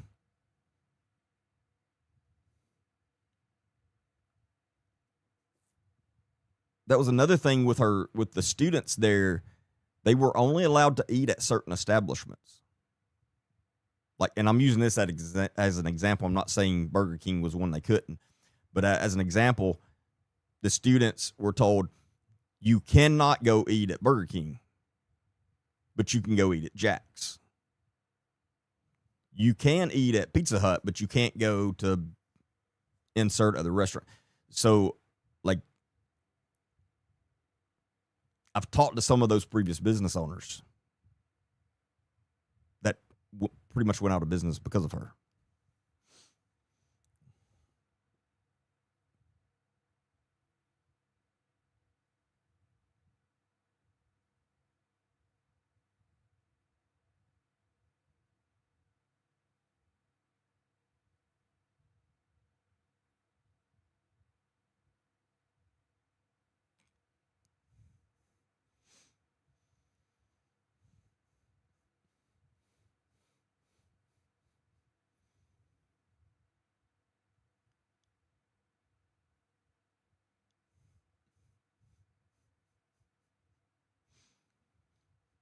But how much is Karen Wheaton going to charge to be on the show? Oh, I'm not paying. I wouldn't. No, I'm not giving her a penny. Never will I give her a penny for anything.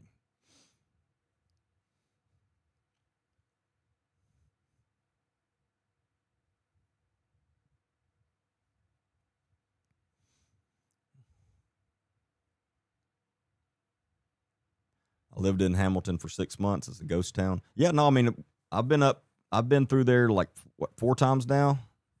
I've ridden all over that town, outside of it, all in. I mean, everywhere. It's sad. She bought up most of the larger buildings there, and they're just sitting empty, run down. It does. It looks like an old rundown town.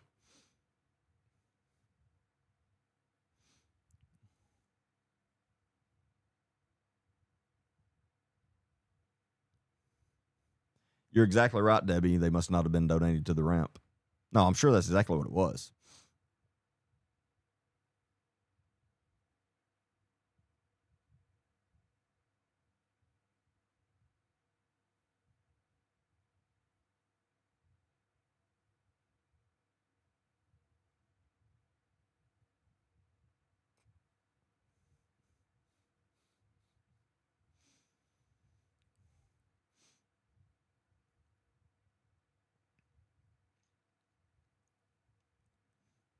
And I see a bunch of comments kind of relating to this, but I like I've said numerous times, it is sad. It's very sad because I mean, just being honest, with her talent, she could have been successful at pretty much any business the right way, and without children getting harmed, and without using God's name to try to make her money. She would have been successful in pretty much any business. Again, if you're a great communicator out like that, a great leader, you can open up almost any business and they'll be successful in it. I don't know why she chose this route and chose to do evil with it.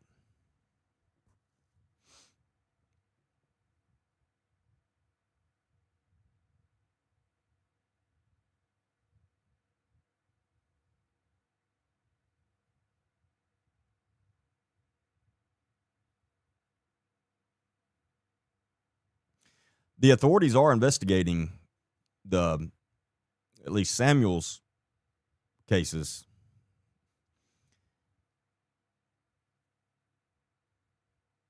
His stuff, a lot of his stuff is going to be presented at the next grand jury in that county. Now, I don't know if they're investigating any of the other stuff. Hopefully they are. I don't know. I mean, for all I know, they could be. For all I know, a federal agency could be knee deep in there investigating all this. And I mean, they're gonna be very quiet about it. So, I mean, it's possible. I hope that's the case. I have no way of knowing.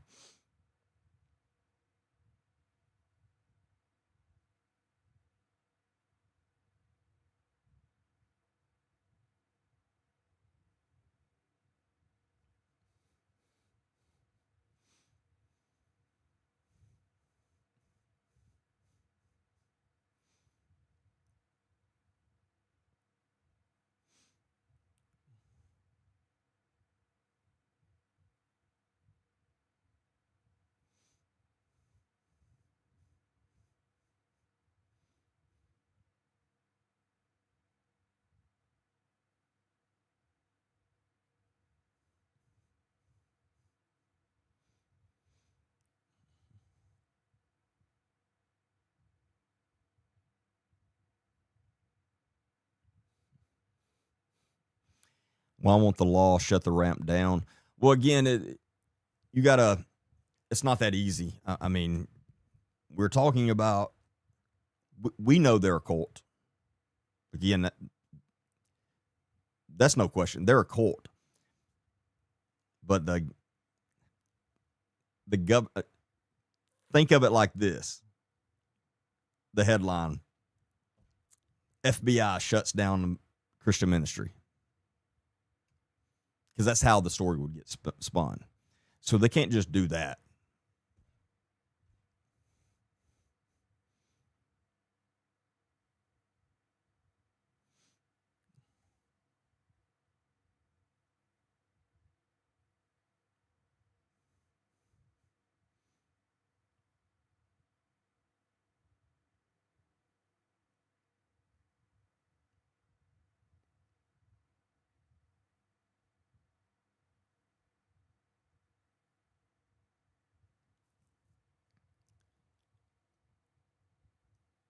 Let me get back. Let me see.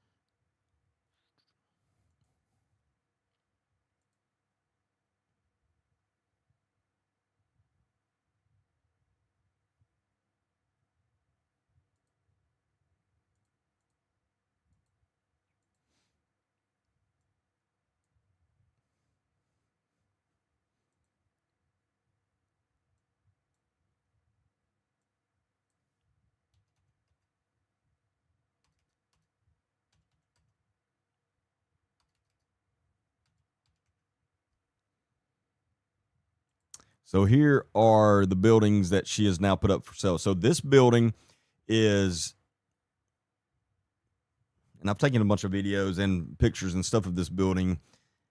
It's an awesome area, by the way, by the water down here. It's very pretty and nice. But this is the college. This is where they do all their classes. It's a pretty large building, as you see. And this is the one that she is selling for, what did y'all say, $3 million?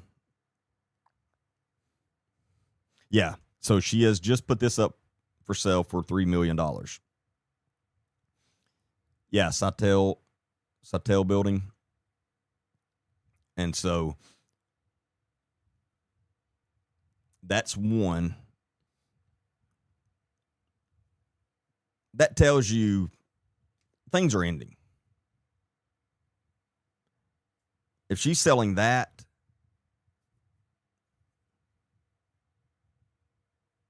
she either understands everything is about to be shut down, or she's shutting everything down to leave to run. One or the other. A lot of people think that it's possible she's selling off this stuff to pay out, for the lawsuits, to pay them off. That is very possible. And then there's some people that think she's liquidating everything so she can run. That's possible too.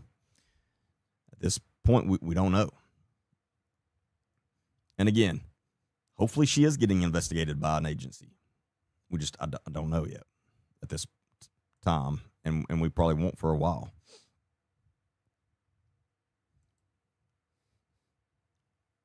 And this was one of the dorms for the students. She has just put it up for sale. She has listed it for $399,000.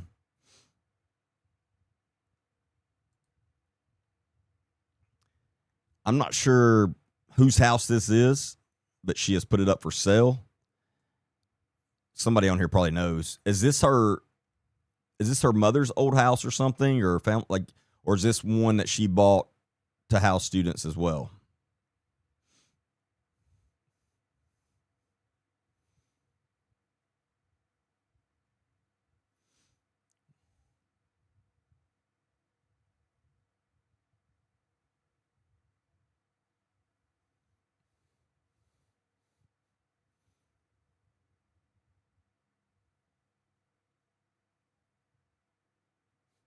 Well, Tammy, I know they've put I know she put a lot of money into it, remodeling it, but I don't. Again, it's going to take in a town that size, it's going to take like the right kind of business or something to even need that building and to be able to pay $3 million for it. That's a lot of money in a town that size. So, yeah, just because she has it listed for that doesn't mean it's worth that. Doesn't mean she'll get that. Only time will tell on that.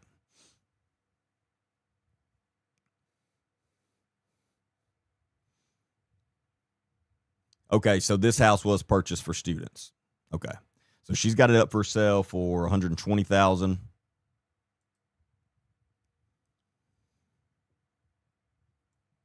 And then here, this is Stephen Womack's post on Facebook. If you want to go look at it, go follow him, and you can see all this yourself. But here he's pointing out who the realtor is on all this, and apparently, somebody correct me if I'm wrong, but it looks like he says this is Karen's niece. That's always taking up for her. And hey, good night, Gloria. Thank you for all your help.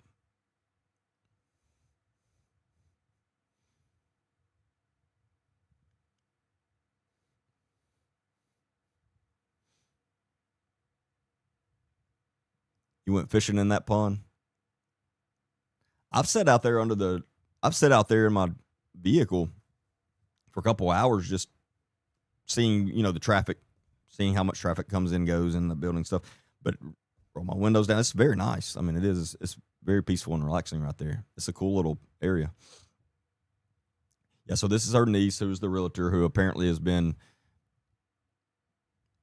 anybody that's against Karen Wheaton, she calls out. And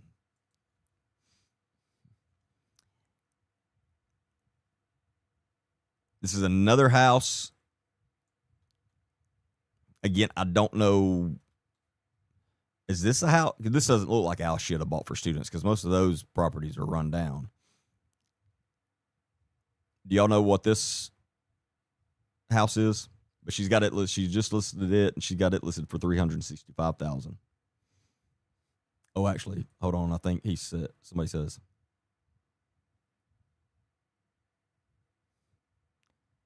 So this is Samuel Bentley's house or family's house. Ah, interesting.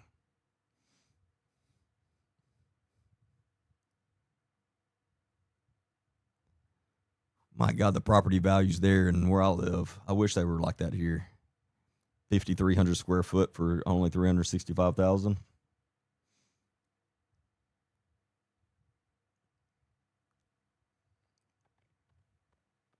And that's the kind of, again, I don't see them getting $3 million for that building. I mean, again, if the right business is needing it and can afford it, then yeah, but I think that's a long shot.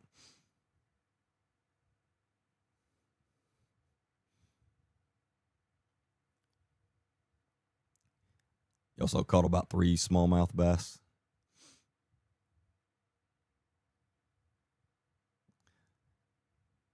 So when you say this house is owned by Samuel Bentley, like it's literally the deed is in his name?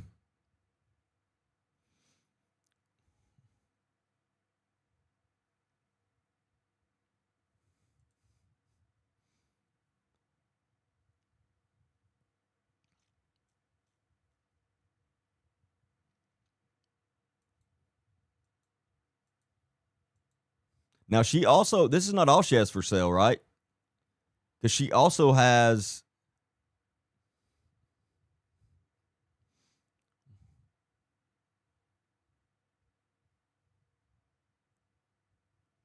it in the big shopping center building right across from the Ramps main building.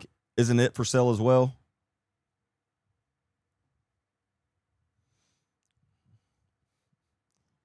Yeah, so that's Samuel Bentley's house. They just put it up for sale. This is the liquidation here is crazy. All of a sudden, this is wow.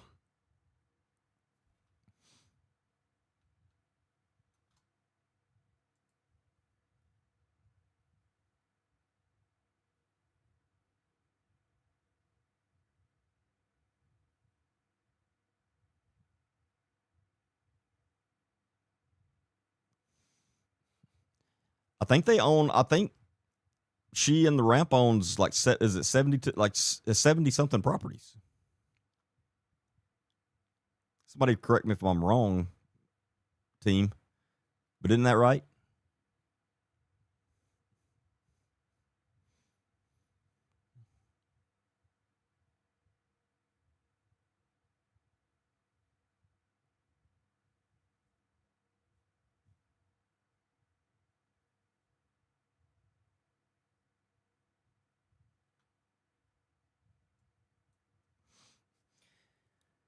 I need to go up there and go fishing in that pond so we can take some pictures and with the building in the background and troll her a little bit.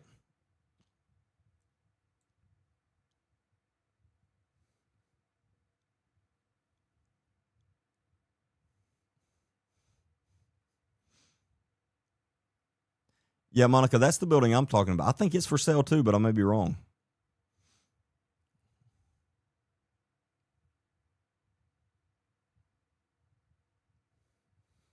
Oh, so that's not the house that he and his family live in. It's just he owns it as a rental house. Okay.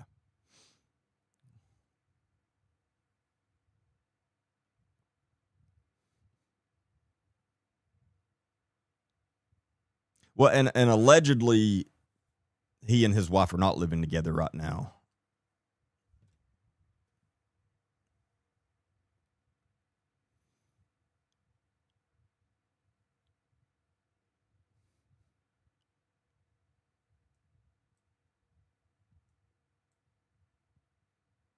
And I'm not going to try to pretend his wife is innocent in all this. There's no way she didn't know about the allegations as well.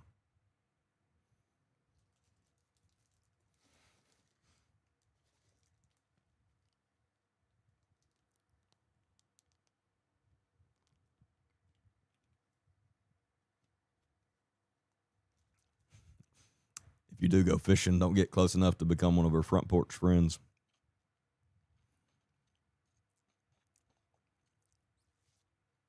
No, the first time we went up there, and I was just wanting to get a feel for the town and her properties and the Ramps properties and stuff. So we are just riding around, and I had one of my big good cameras, film cameras, somatic cameras, whatever you call them, and we were parked across from the main building, and I just get out and I'm filming the building, and one of the people on my team was with me, and they were like, they're gonna see you, they're gonna know you're a villain, and but it's like I want them to. I'm not trying to sneak here. I want them to see me actually out here and know that we're going to be watching everything that you do, and we're going to be digging and digging. That was my point.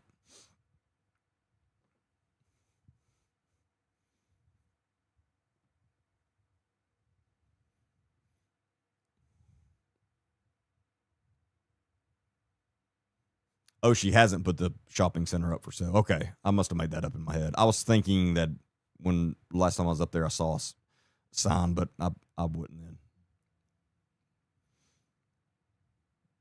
Hey, good night, Joyce.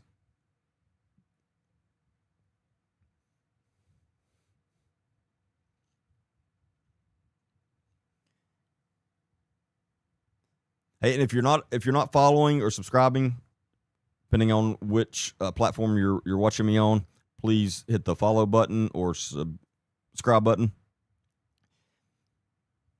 And also make sure you catch my full podcast, and you can catch the full podcast on YouTube, Spotify, Apple Podcast. And if you're not subscribing to my YouTube channel, please go run over to YouTube and hit subscribe. And you can find me anywhere under Agent D Baker. I'm trying to build that the YouTube up. So I'd really appreciate if you go over there and hit subscribe. That'll also let you be notified every time I post a new podcast or video on there.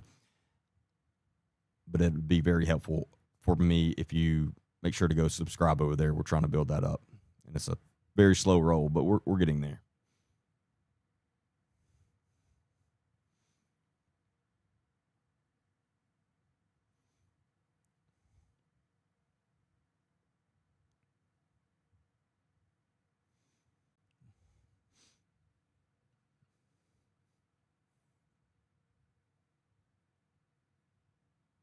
Yeah, that shopping center, the big building I was talking about right across from it, it's run down bad.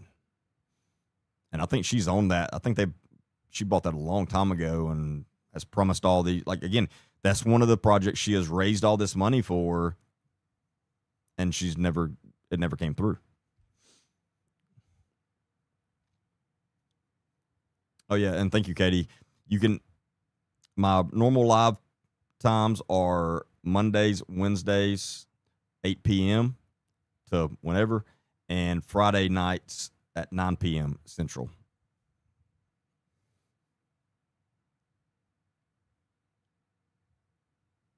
And we haven't decided yet. I'm probably about to cut it down to 2 lives a week versus 3, but I'll put all that out and let you know the days and times and all that stuff.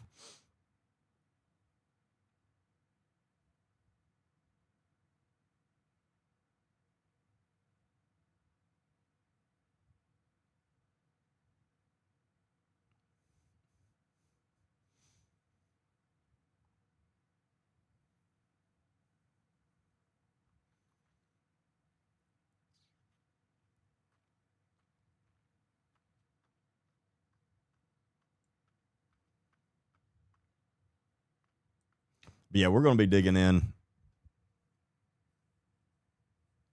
into all of this, and I'll put all this together in clear format and put it all together in a podcast.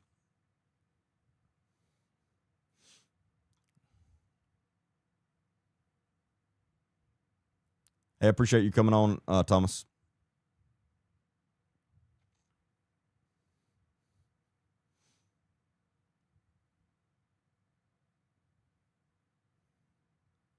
Lowingo?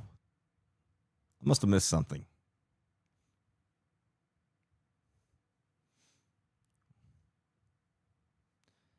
Karen Wheaton told my mom that they were all headed to England and not Chattanooga. It's not the first time I've heard that she said that.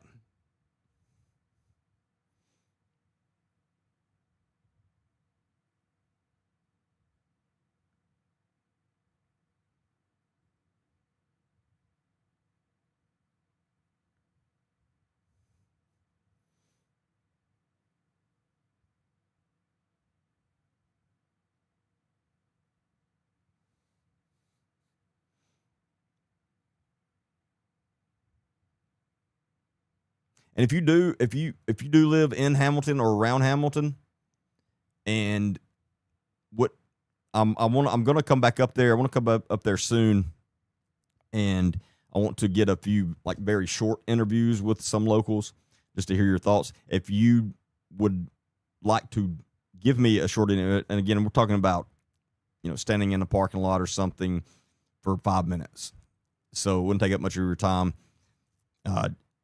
Just like I said, get some interviews from some of the locals so I can add that onto my podcast so people can actually see that I'm not just saying this, that the actual locals are, this is really how they feel. But if you're interested in that, please send me a message, or you can send me a message on any of the platforms. But the best way is to send me to email at agentdbaker315@gmail.com. It's agentdbaker315@gmail.com.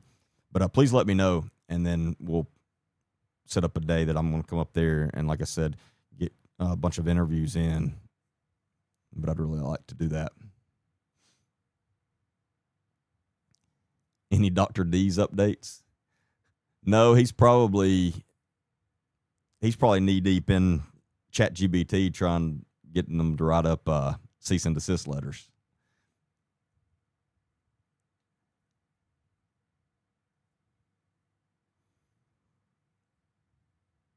Yes, we do, Jessica. Anybody.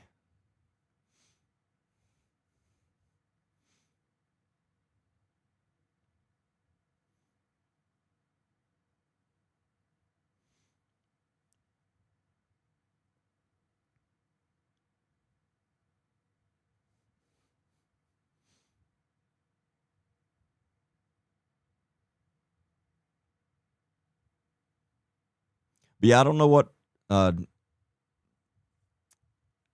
fake Dr. D's is going to do with his life now since the Senate didn't work out for him.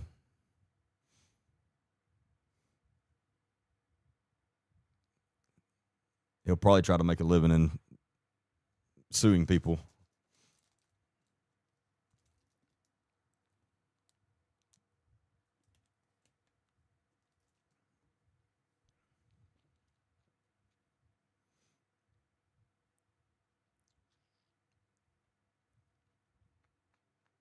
Well, his LLC was just not a registered business.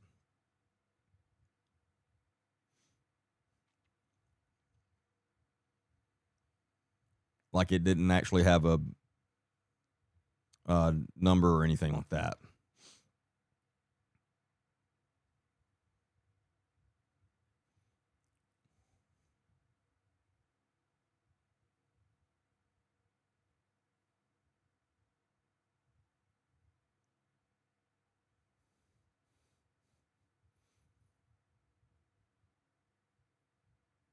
Maybe him and Nick can get a job at the same place. They're about equal sense-wise.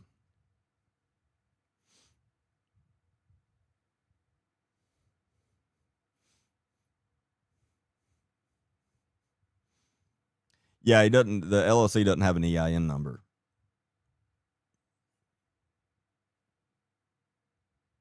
Like he had, and my lawyer explained it to me, but he had the name requested or whatever, but it wasn't actually registered or anything. So yeah, and he didn't have an EIN or anything, so he didn't have an actual. I mean, it's not an actual business. He just, again, He claims he's running this business that literally doesn't exist because he doesn't do anything. And for those of you in the dark of what we're talking about Dale Dees, who was a Republican candidate for Senate for the state of Alabama. He was a joke. He got fired literally from his residency in Atlanta. He claims it's because he is a whistleblower. That's not true. Everything the guy said was just, he's lying. It's crazy. Crazy. All these lies, and some people believed him. Not many. He didn't get many votes at all, but some people believed him and were standing behind him, and that's sad. But if you were one of those that thought, like, listen to him, if you listen to him speak, first off, my God, you talk about a horrible speaker. Jesus Christ. Wow, that guy can't speak. I got to show y'all this. I'm sorry. I know we're getting off of subject here for a second, but I meant to show this the other night. I got to show y'all this for a second. Just bear with me. I've got to show y'all how horrible of a speaker this guy is. Like, Jesus Christ, like, horrible.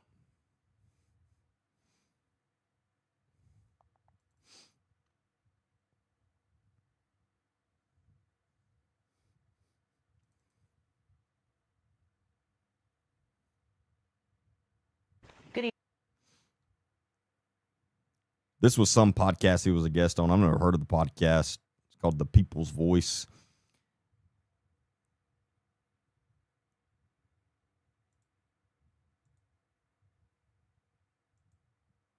And I'm not going to play much of this at all. I just want to give you an example. I just wanted to give y'all a little peek of wow.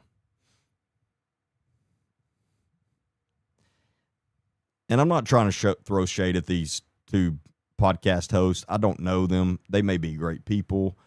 So this is not personal towards them at all. And I respect anybody doing this. This is not an easy thing to do at all. And so anybody that's actually trying to do it and make something out of it, I appreciate that and I respect that.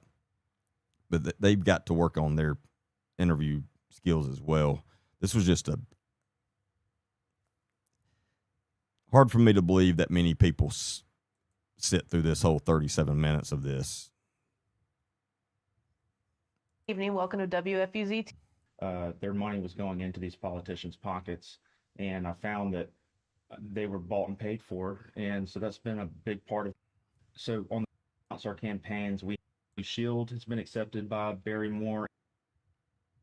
Get to a good part. Was it the donations or? Yes, you mentioned that you weren't taking like PAC or APAC donations and Correct, small money yeah. like that. So in terms of funding, like how do you think that affects your race? And I guess I think it affects you in a good way. It makes you like more credible and less beholden to people. But how does that affect you in terms of viability and people seeing you as like a legitimate selection? Correct. So this whole viability or legitimate selection thing is just it's created as a term to buy the establishment. So just because someone doesn't have $1 million because they accepted it from they didn't accept it from a PAC doesn't mean that they're not viable. It means that they have morals. And for me, I went to my politicians who were supposed to work for me, not for Alabama Power, not for Emory University. And instead, they were bought and paid for, and they turned their back on me. I want to prove a point that I'm not going to be accepting any large dollar donations, no special interest money. First off, he wasn't expecting any accepting any large donations because there's nobody in their right mind that's going to give him a large donation. So that I can truly work for the people of Alabama, because that's not what was provided to me. And so, for instance, APAC. Hold on, I forgot. I saved a couple short videos. Where did they go?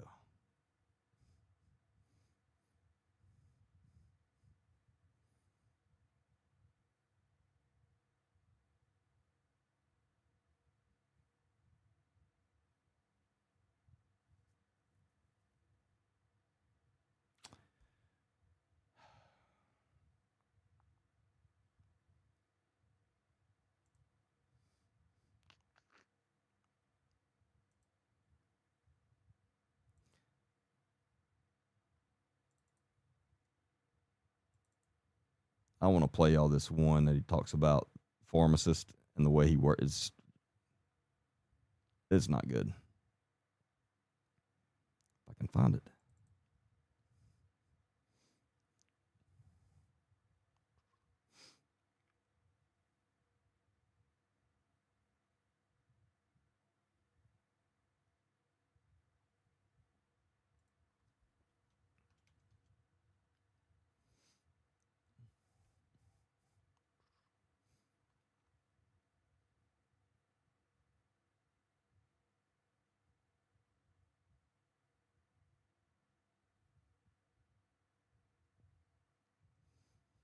Here it is.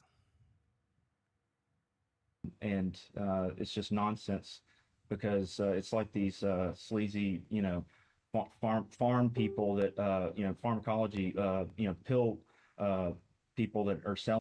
These farm people, these pill people. Dude, you are a medical doctor. These pill people, they're called pharmacists, there, buddy. But he struggled with this. And it's just nonsense because it's like these sleazy, farm people that pharmacology, pill people that are selling these drugs, and then they, it's kind of like the oxycodone pandemic over the last 10 to 15 years with the Purdue pharma family that really hurt us, and That no one knows what he meant. Like, he was all over the place. All over the place. This is a medical doctor. And these pill people, it owned me when I was watching this, because I did have to sit through this entire interview and it was horrible, but I wanted to see everything he said. And when it got to this part, I about fell out of my chair. It's like, what in the world are you trying to even talk about, dude? Just, I've never heard anyone refer to a pharmacist like that, or big pharma as, and then pill people, like, what? And then he goes off into Oxys and Purdue Pharma, which he says over the last 10 or 15 years. No, that's been over for 10 or 15 years as far as what they were doing, thankfully. But it was, anyway, that was this whole interview. Horrible. I mean, horrible. But he just no clue what he's talking about. He's out there. But he has sent a bunch of people cease and desist letters, and one of the people on here that was talking about it got one, and apparently, anyway, he acts like he's going to sue you, and his, my attorneys will be contacting you. His stuff, his stuff is AI. He goes to ChatGPT and he has it write a cease and desist letter, and then he acts like his attorney. It's comical. All right, anyway, let's get back on track here.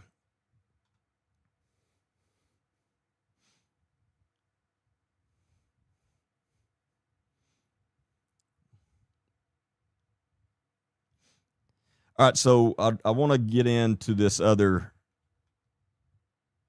case that I was wanting to talk about a little tonight. We're not going to get too in-depth on it since it's so late, but I do want to go over it. I will be doing a full podcast on this guy and everything he has done.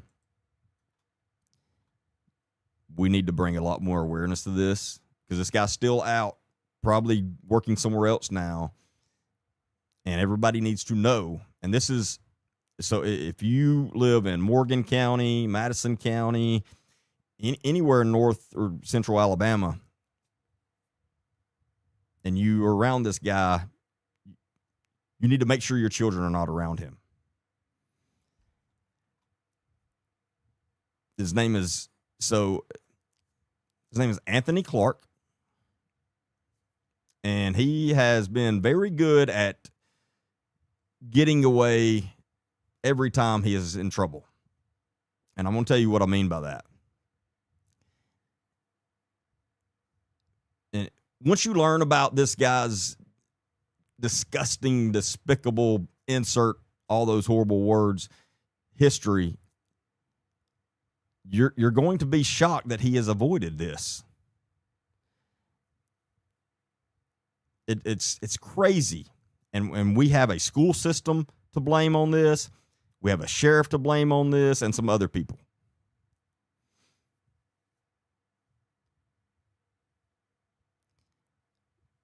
But you will wonder what sort of state we're living in where so many people would go to such extraordinary lengths to protect a child predator, to give a child predator a job, and to cover up all the stuff he has done. It's crazy.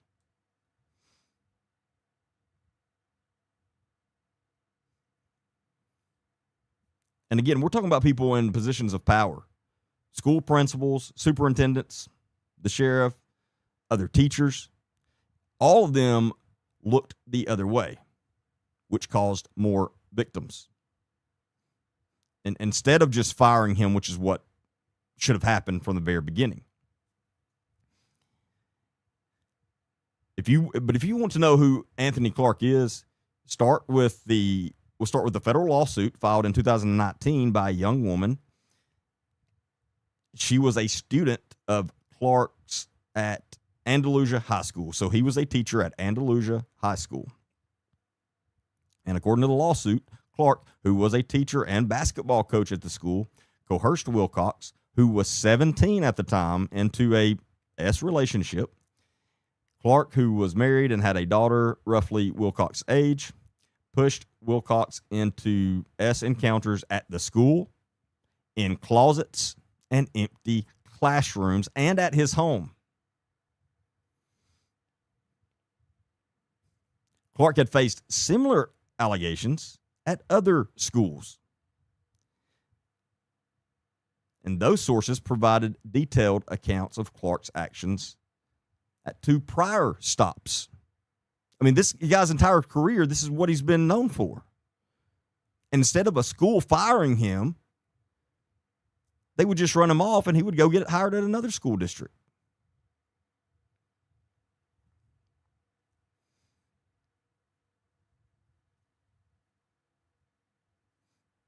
Then, to make things even worse, Morgan County Sheriff Ron Puckett, Morgan County, Alabama Sheriff Ron Puckett hired Clark to work at the Morgan County Jail. What could go wrong?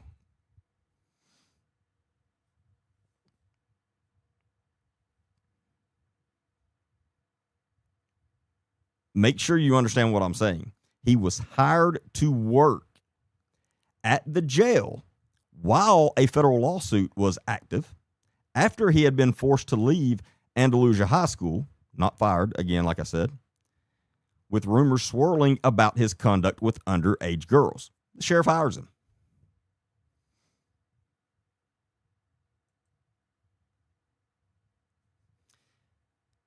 He was then promoted in 2022 to jail staffing specialist. I don't even know what that means. But apparently it's a position that allowed him to go to colleges and high schools and meet with prospective employees. So he was like the jail recruiter, and he would go to job fairs, career fairs at high schools and colleges. Again, what could go wrong? But it was a position that gave him power to influence and coerce potential employees.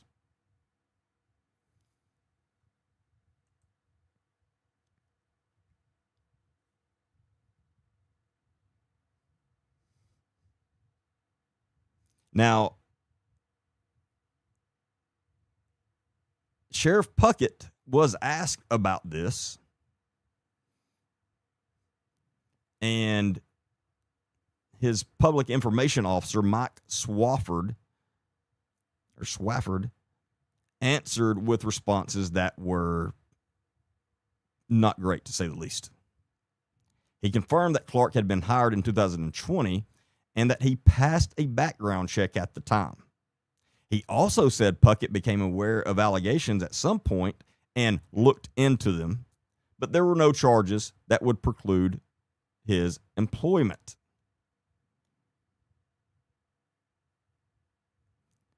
And let me remind you, this was just after the story had already been reported publicly about the school stuff in the federal lawsuit.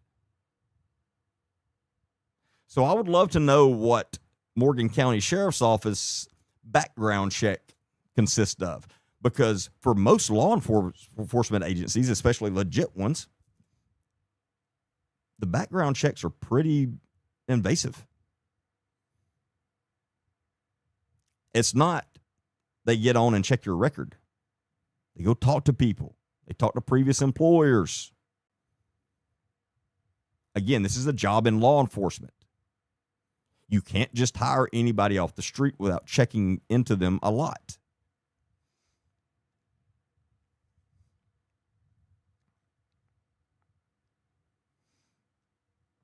But on that particular issue of the lawsuit and the school stuff, the public information officer downplayed his work at schools,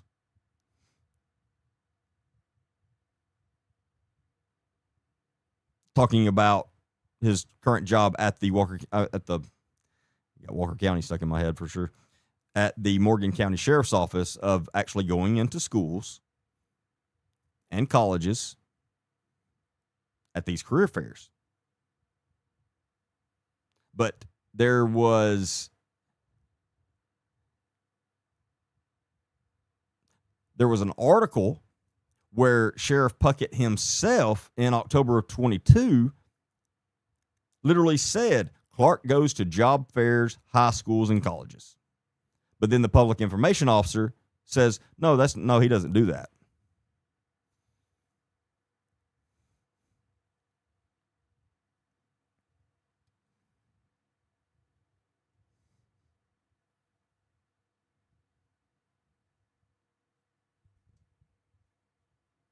Then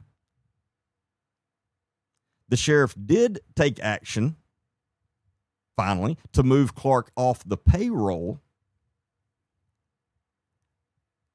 earlier this year. As a civil case moved forward, the sheriff's office became aware of concerning issues that were represented as fact by the courts. Shocking.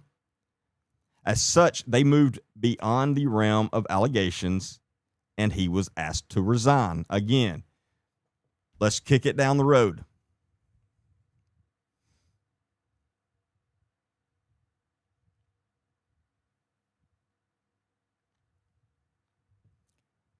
The federal lawsuit, by the way, by the girl, was officially dismissed by the federal court in March of 2024 after a multi-million-dollar settlement was reached, paying the girl.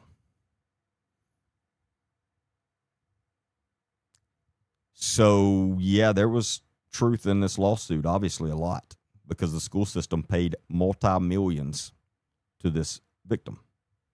Multi-millions. This is who the sheriff hired to recruit for the jail.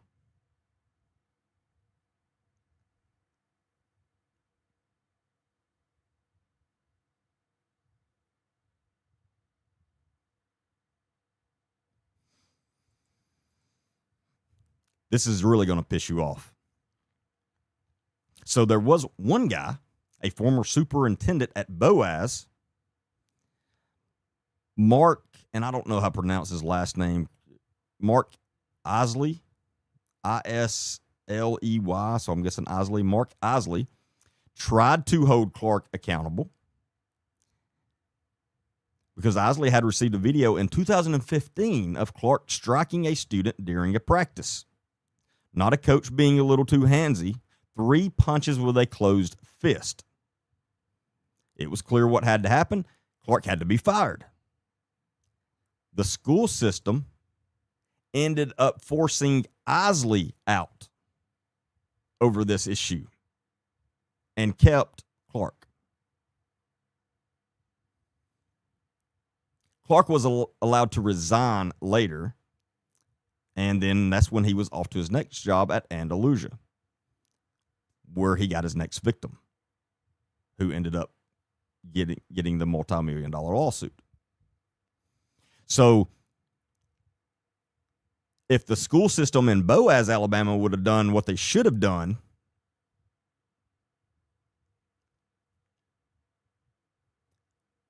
this victim at Andalusia would have never happened.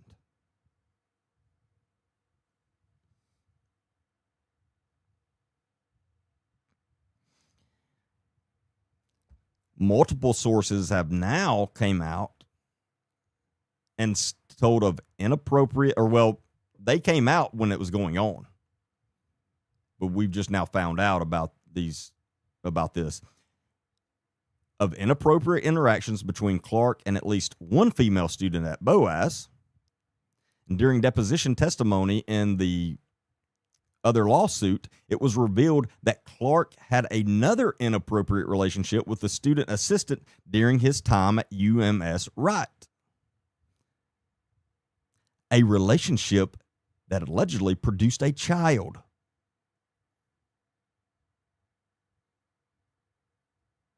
Yep.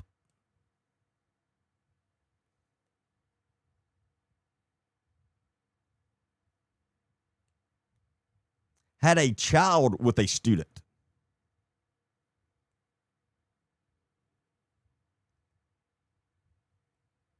And again, this is all before the Andalusia incident.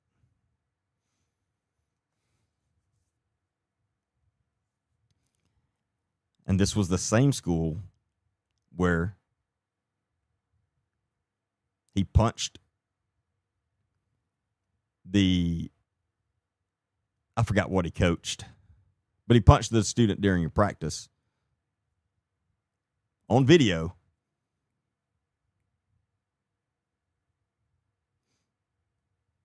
And the person who tried to hold him accountable was let go.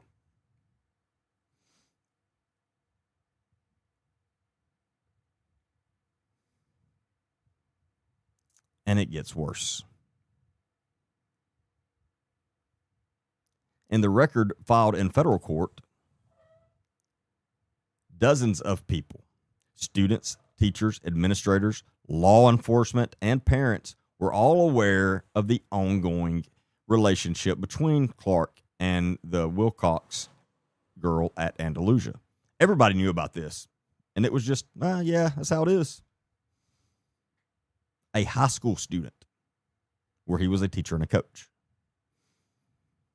Multiple people in positions of power in the Andalusia school system were aware of the allegations against Clark prior to hiring him. So they knew, and this is in federal depositions, they knew about the child that he had with the student at Boaz and the incident where he punched the student at practice, and they still hired him at Andalusia. That's why they had to pay multi-millions to this victim.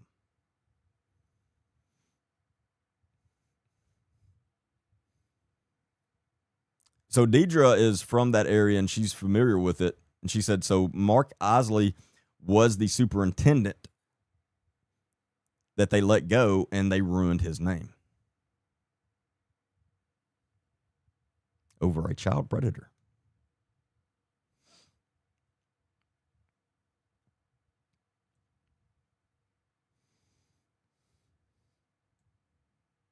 A whole bunch of people stuck their necks out for Clark. I don't understand it.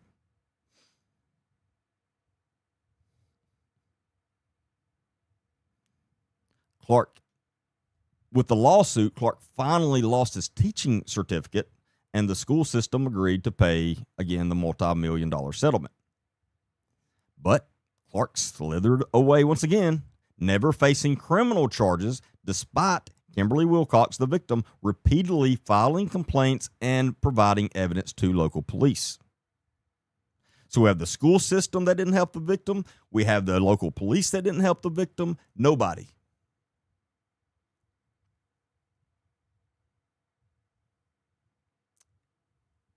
And I guarantee you they were all victim blaming. I guarantee you that.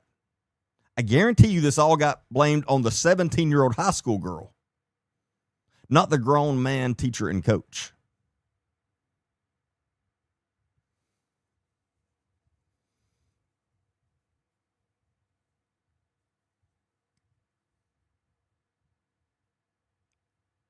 But I want you to think about everything that I just told you. And this is a quick, like I said, I'm going to do a full podcast on this. But think about everything I just told you.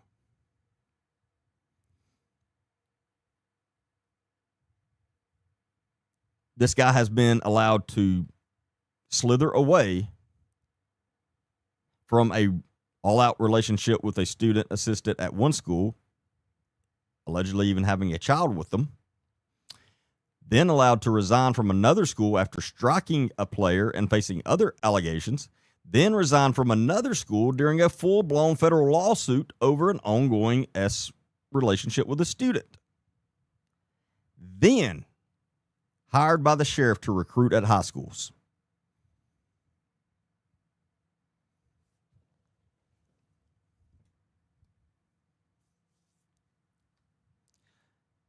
And I don't know Sheriff Puckett. Never heard much about him. Don't that I can think of. Never met him. He's obviously corrupt or just completely ignorant. I don't know which one it is.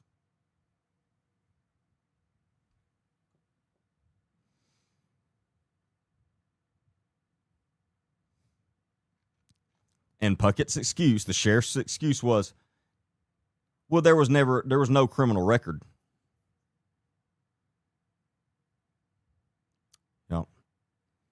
So I guess that's all he cares about. I mean, if there's no criminal record, then you've never done anything illegal, right? Even though all this evidence was there before he was hired by the sheriff. These federal depositions, everything was there. If you live in Morgan County, you should have a big problem with this, and you need to be asking your sheriff questions.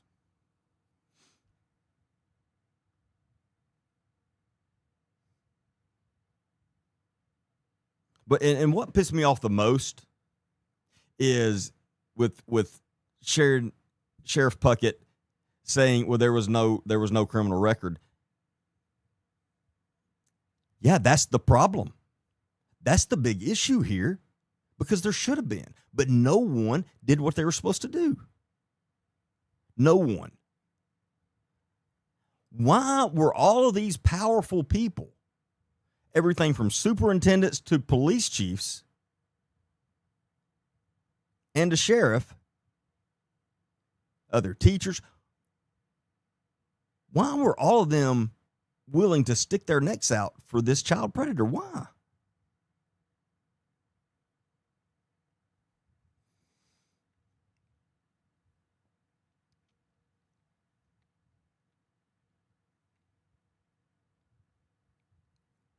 This culture has got to end.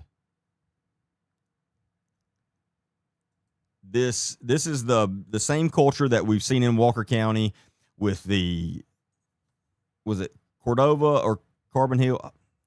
Don't kill me. I always forget which one it was, where Jason Hare was, and the mayor come out with this statement: "Flesh is weak." I mean, he was just put in a bad position as a grown man. I mean, what do you expect? Yeah, no, that's not, no. That's the culture that we have got to get rid of everywhere.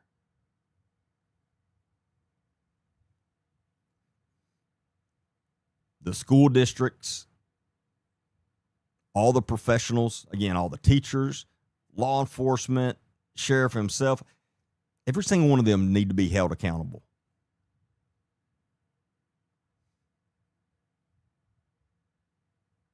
And you know what? In the end, guess who was the only people that was held accountable for all of this? You, the taxpayers. That's it. You're the ones that paid out this multi-million-dollar lawsuit.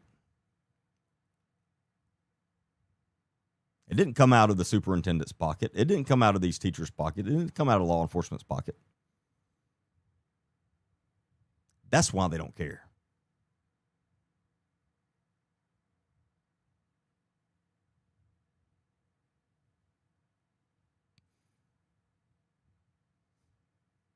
Even though they all looked the other way. Yeah, it was Cordova. Sorry.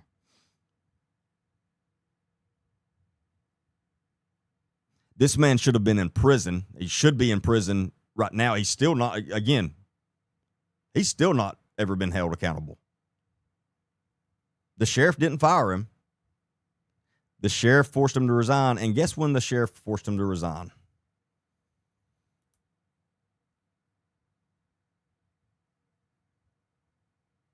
When this became public. Someone somewhere goes, this guy's working at the jail now for the sheriff? And eventually it got into some reporters or investigative journalists' hands, and they put the story out, and that's when the sheriff let him go. Not a minute before.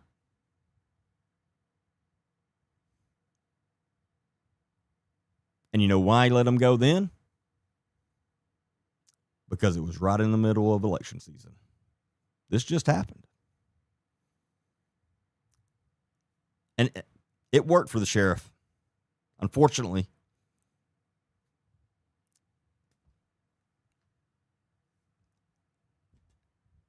I got a hold of this literally the day before the election.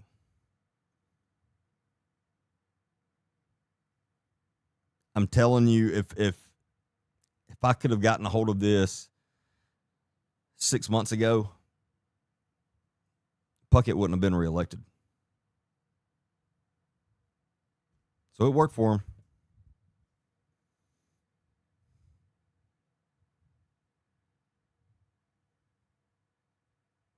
This is straight bullshit. All these people.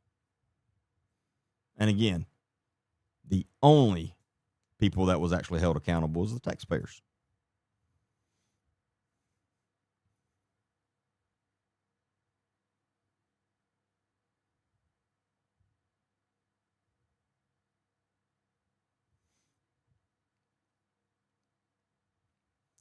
His now ex-wife and children have nothing to do with him. Good.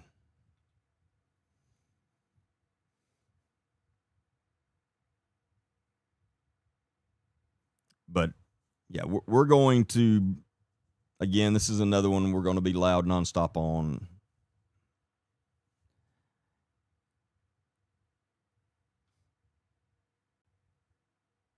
And if you have a business and he applies, I would suggest not hire him, because I'm going to call you out nonstop.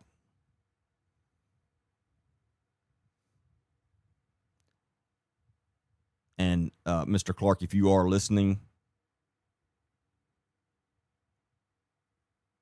we will not stop until we know every single person that is ever around you knows who you are and what you've done.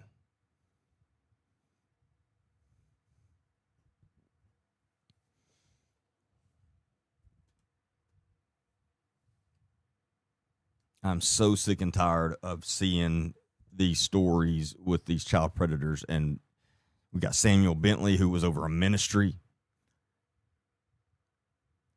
and was protected by people nonstop for years. We've got this guy who was a teacher.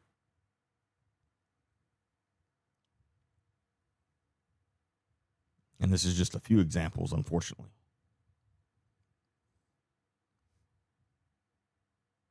We've still got Timothy Vest Benton, by the way, who is still out of prison in Fayette County, Alabama, who had over 10 very young boy victims, pled guilty, was sentenced to 16 or 17 years in prison, and literally in the middle of the night, without telling anyone,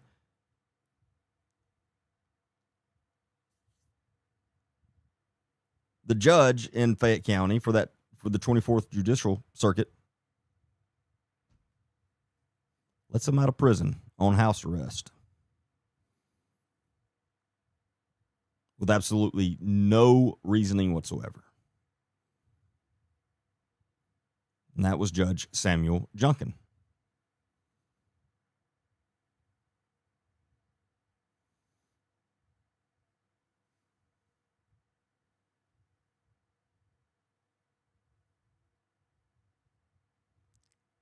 In the beginning of you telling us about him, did you say he had his daughter something with others at the school? No, I didn't say anything about his daughter.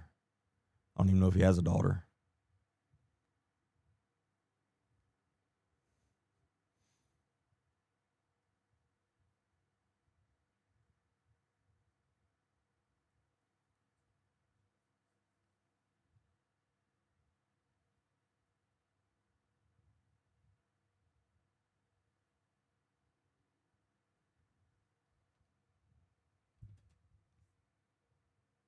These are the same people that when they're caught red-handed in these stings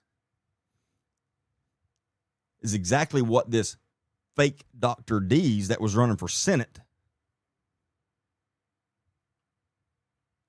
who he was taking up for and saying they were being entrapped, and they're victims.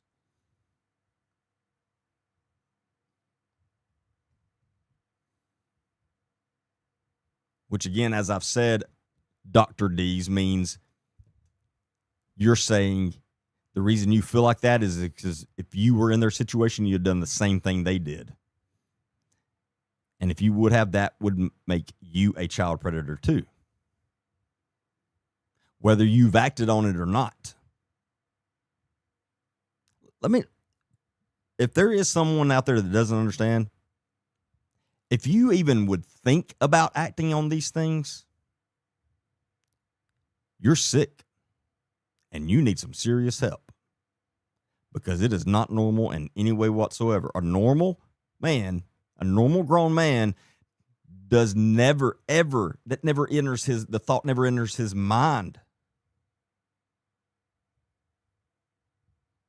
I've heard that come out of grown professional men's mouths before. Well, I mean, everybody's thought about it. I'm like, what? No, everybody hasn't thought about it. That's only you sickos that do. If you even think about it, you're sick in the head. And no children should ever be around you again.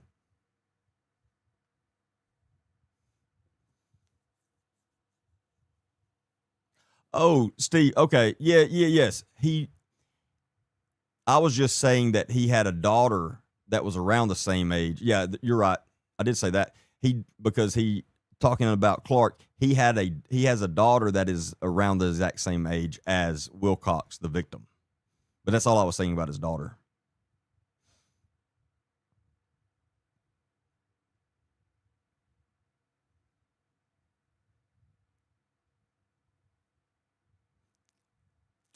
Lawinga, what comment are you responding to? Because I don't see a Moonlight Dancer.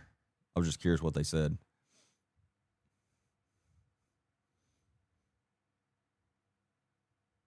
I don't know why I don't see all the comments on TikTok.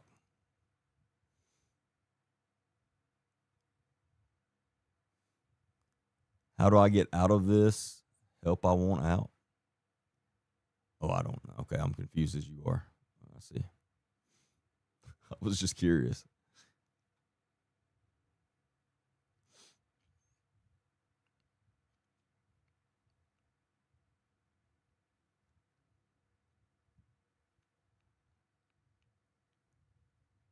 Protect your children, your grandchildren, your nieces, your nephews, your friends' children.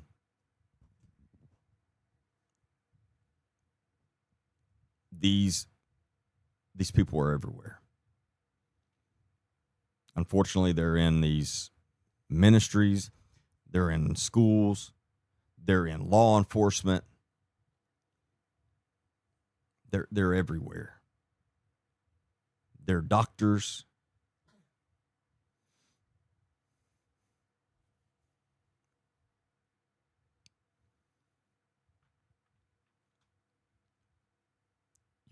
If you have children, you have to be paranoid about this.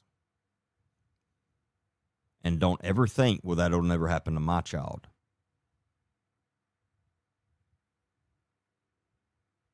If you don't do what you're supposed to, if you're not extremely careful and paranoid about it, it very well could happen to your child. It's your responsibility to protect your child from this.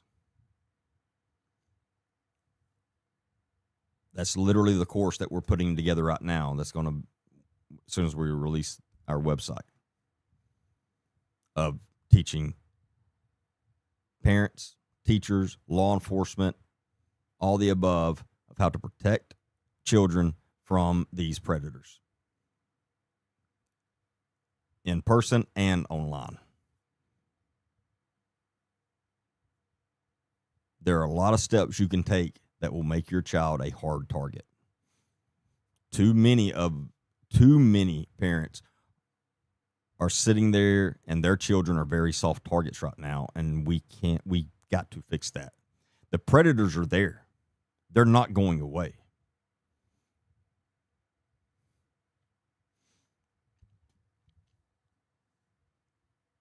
I think that course is going to be very beneficial, and I think it's going to do a lot of good. I'm very excited about it. I know a lot of you are as well. I can't wait to get it out. It's going to be a little bit, because we're putting a lot into this. This is not going to be some simple click through a couple PowerPoint things, slides, and, oh, that was good, I learned something from that. No, this is going to be legit. You're going to learn a lot from this, and it's going to be very in-depth. And it's needed. There's not enough things like that out there to teach parents, because I do understand a lot of parents just don't understand it and they don't know. And so those of us that do understand it and know, we're responsible for helping those parents understand it and teaching them what is out there, what these child predators are doing, how they are targeting your children, the tricks they're using, all of this.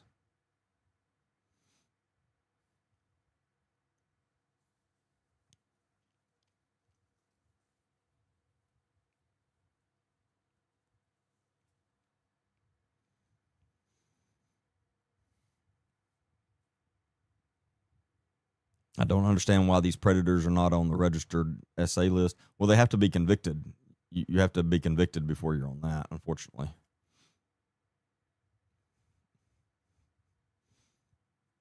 You're exactly right, Melissa. People are too trusting. Do not be too trusting with your children.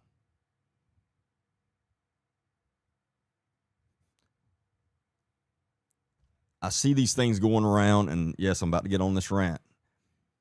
I see these things going around all the time, these long posts on social media about, I was walking with my kid through insert store aisle, down Walmart's aisle, or in the parking lot, and this van pulled up, and these guys were watching us and taking pictures.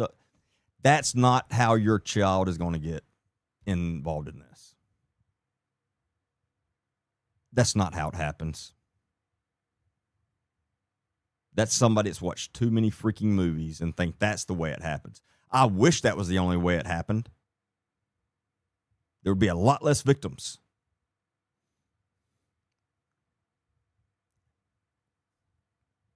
It's either going to happen to your child online, with their phone you're not monitoring, or their internet you're not monitoring, or it's going to happen by someone that you know very, very well, either a very close friend or family member. That's who's going to do it. Not some stranger in a white van riding around a Walmart parking lot. That does not happen, people.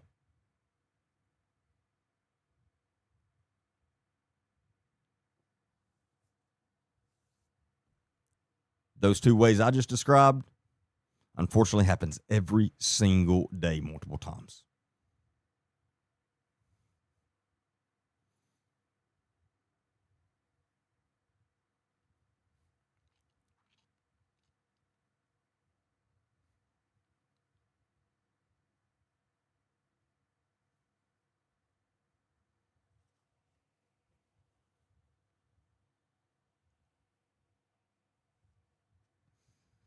And that course that I'm putting together,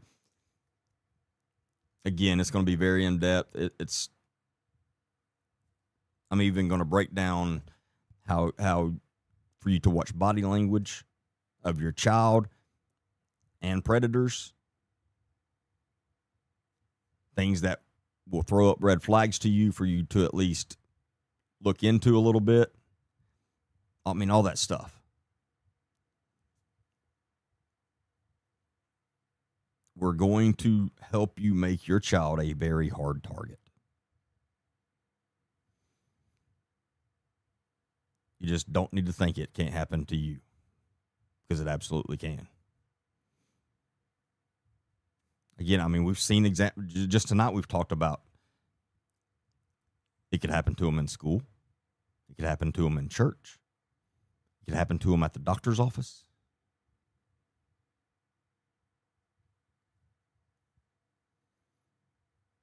But most commonly, it happens online.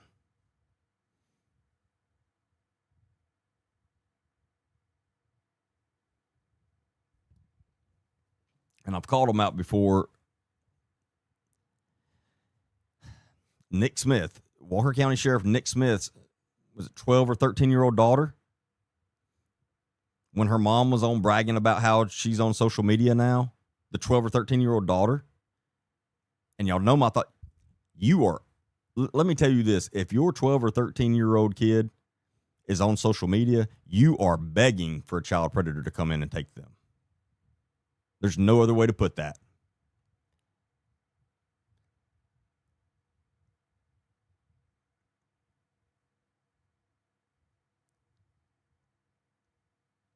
You are not being a good parent at all if you're allowing that. That's a hard truth. And if that just offended you, good. That's a hard truth.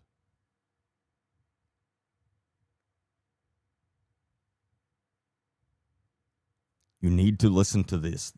You need to listen.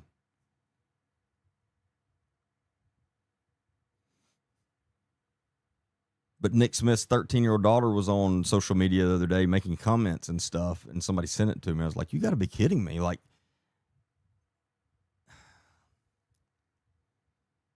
it's pure ignorance.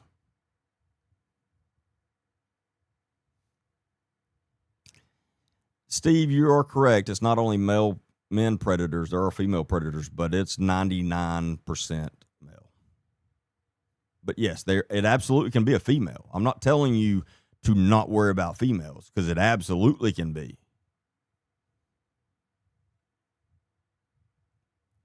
That's why I'm saying you can't trust anybody with your children.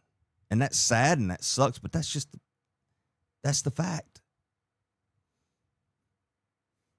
My son is 14. He has no iPhone, no media. No, if your kid is at least 17 or younger and they have social media, you're not being a good parent right now. Now, all of us have been a bad parent.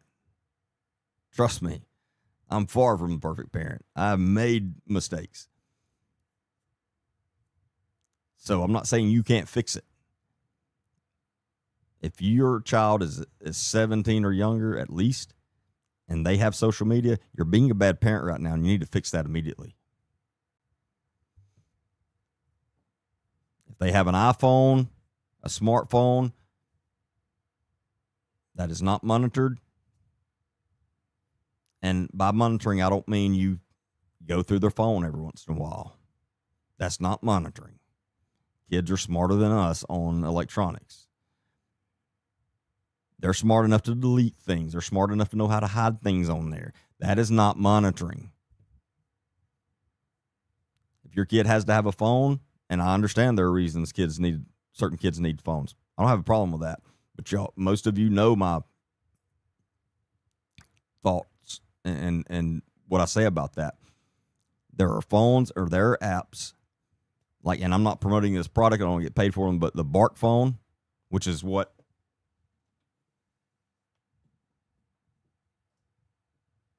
like this right here, this is a Bark phone. It's probably dead right now.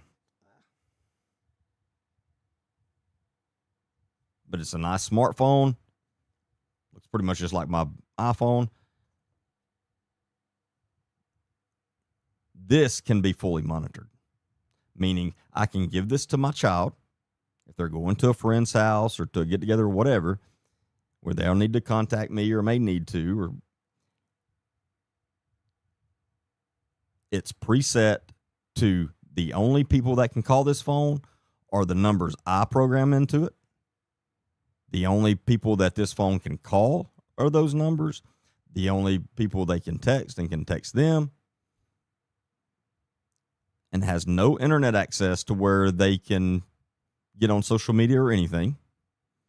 And my phone will literally mirror this phone. Meaning every single text message that's sent is also sent to my phone.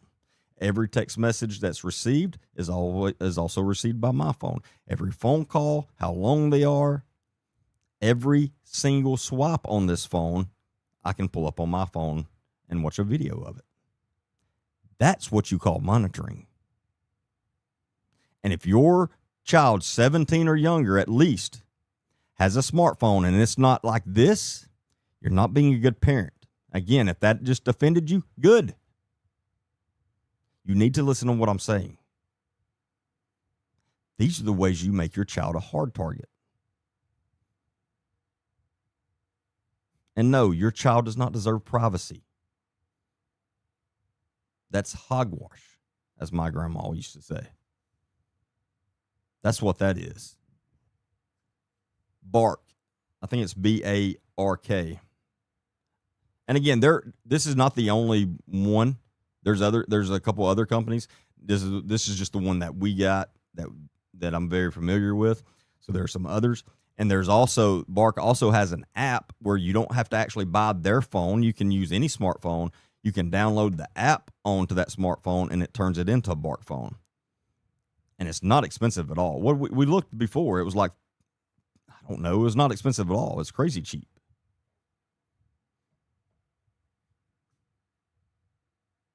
Use those technologies to your advantage. Your 14-year-old does not need any privacy as far as electronics. None.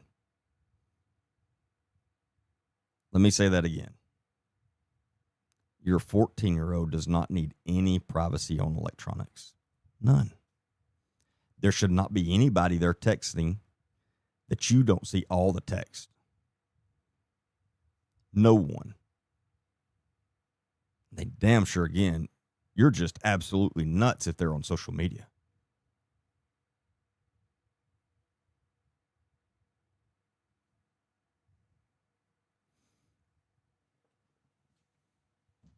These are sadly tons of conversations I've had to have with parents after the fact,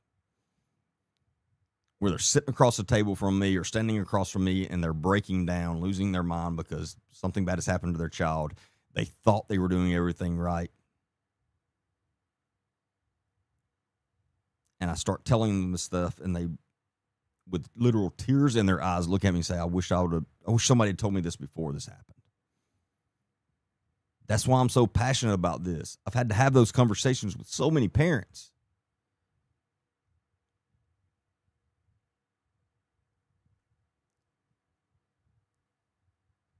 Go search their bedroom regularly. Go look through their things.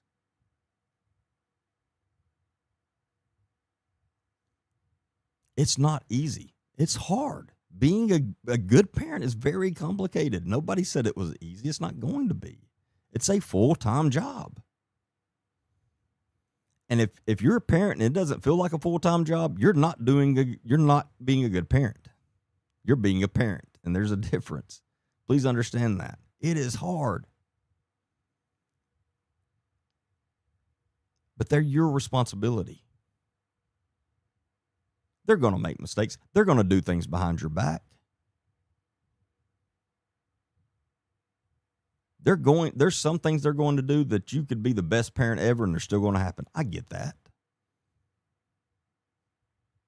But do you want something bad to happen to them, and then after the fact you realize that if you would have done something different, it wouldn't have happened? You don't want to sleep with that. Trust me, you don't. No parent wants to sleep with that. That's what I'm trying to help you avoid.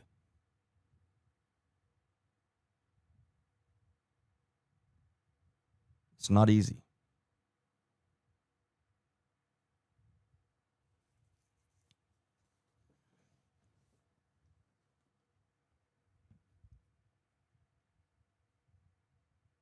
And honestly, at the end of the day, kids want to be parented. They truly do.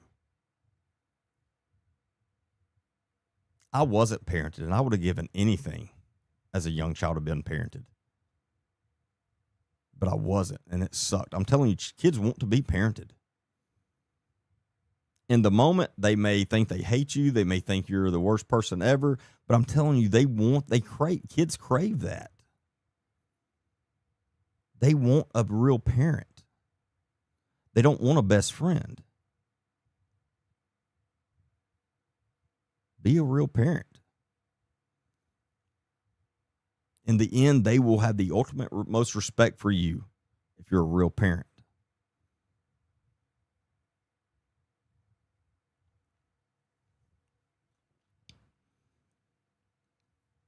And over every single thing I've said, hold on a second.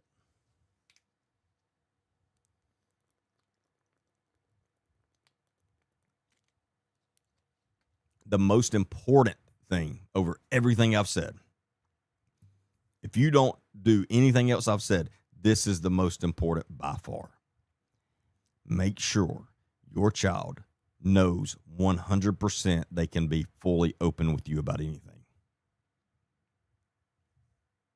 That is the most important part over everything else.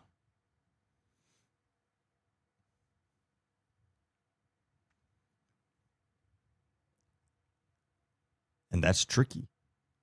Again, it's not easy. But you need to constantly sit your child down,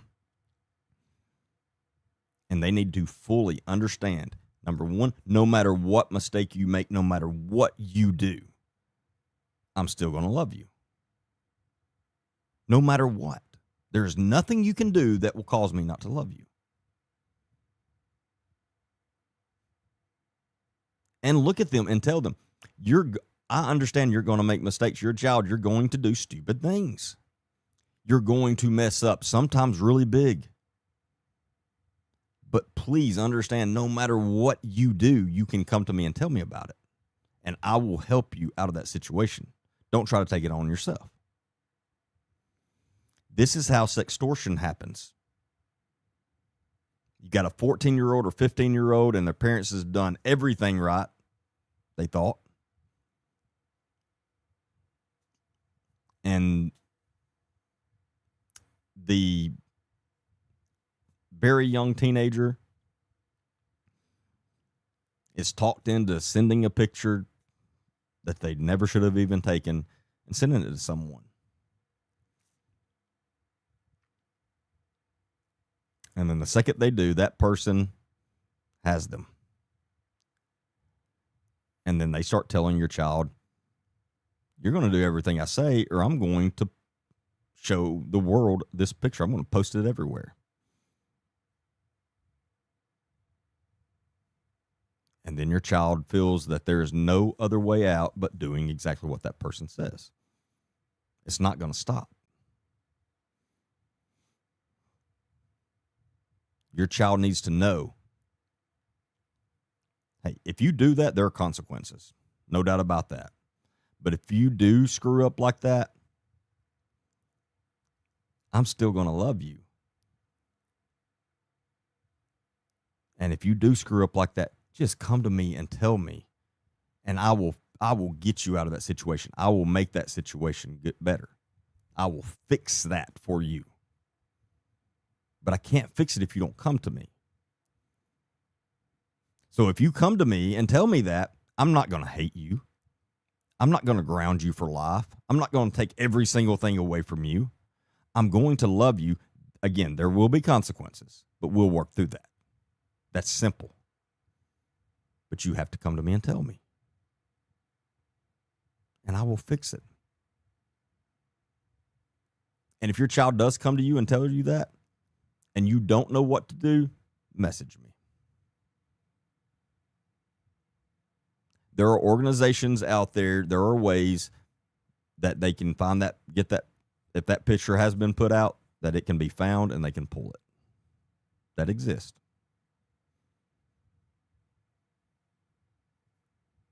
So again, if you are in that situation, if you're a parent, not the kid, if you're the kid, you tell your parent. I'm not talking to children over this. You tell your parent. If you're a parent and you're in that situation and you don't know what to do, message me.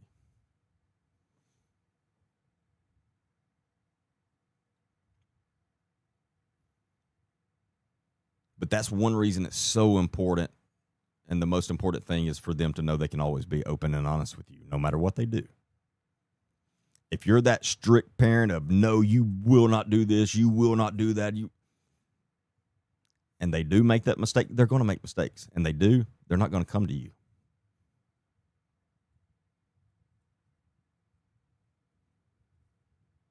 That's just a fact. And again, where does that happen in?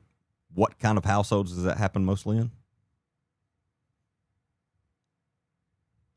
I'm sure most of you guessed it right, but Christian families.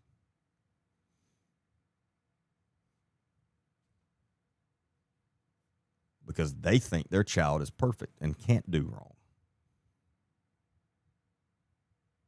And they're going to be that hard parent, and their child is going to listen to them nonstop, and they're going to do every single thing they ever tell them. No, they're not. Trust me, your child is not going to do everything you tell them. None of them. There is no perfect child out there, unfortunately.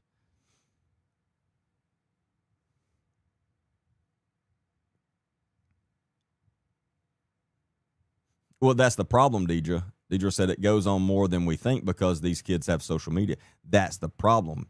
If your child has social media, that's the number one problem, and you need to fix that immediately.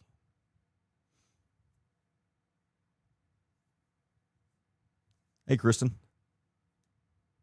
But you need to fix that immediately. But again, no matter what, your child needs to know, no matter what you did, I don't care how bad you think it is. I don't care that you think this is the end of the world. It's not. I can fix it, but you have to tell me. Nothing you will ever do will cause me not to love you. And there's nothing you can do that I can't fix. But you have to tell me. Because the person that's on the other end of that is going to make your child think, and child predators are master manipulators. They're going to make your child think it's that they've just done the ultimate sin, that they've done that what they've done. Their parents will never forget them. Nobody will ever forgive them. That their life is over. They're going to make them think their life is over.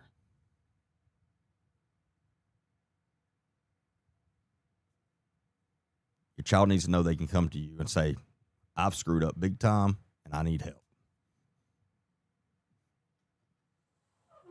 And for you not to look at them and start screaming at them and slap them and kick them out of the house. For you to look at them and go, you know what? There's going to be consequences. We'll talk about that later. We'll work that out later. But thank you for coming to me and telling me this, and I will fix this. And we'll fix it. And then we'll deal with the consequences. That's the way you got to be.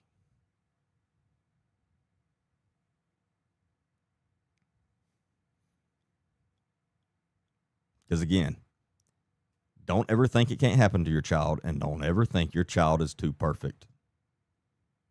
Your child's going to do bad things. They're going to screw up. Hopefully, they don't do too many horrible things, but they're going to screw up. They're going to make big mistakes. And it's your job to protect them and your job to fix those for them. But it's also your job to make sure they have the consequences as well. Again, this is not easy. There's nothing easy about it. It's very complicated.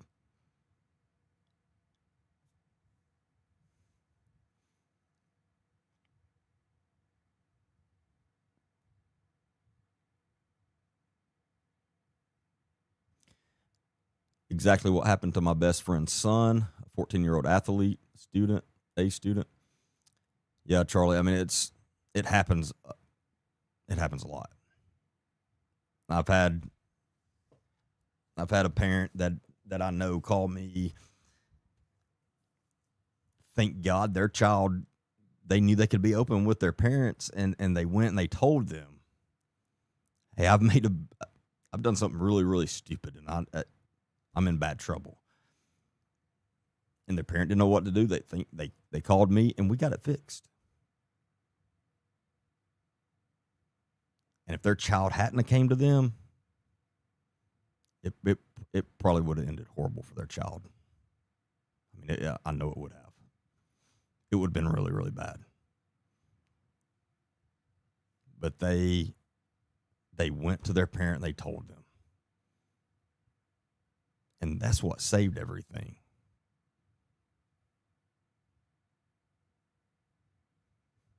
I sat down with them myself and said, look, your life's not over. I promise you. Your life's not over. We're going to get this fixed. Your parents y'all can work out again, there's consequences. But I was so impressed with the kid that they went to their parents immediately. I mean, I couldn't get over it because it's just most kids wouldn't have.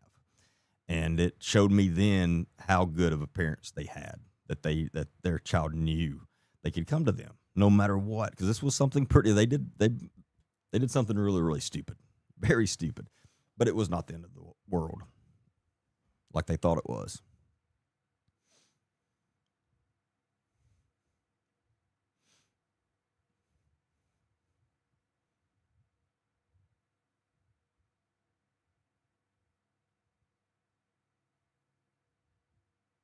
Hey, thank you, Helen.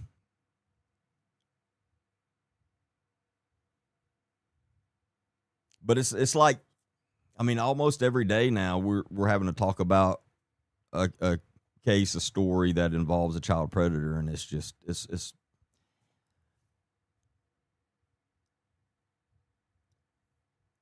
no fun and it sucks. But there's not enough education out there for parents. There's just not.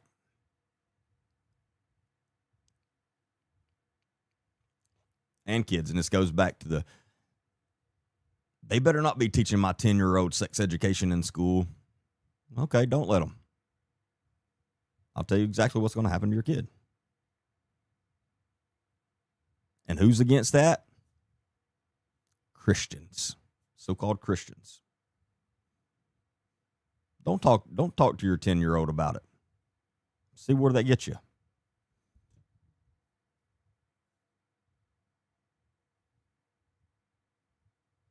It's crazy how people have demonized that side of it. It's crazy.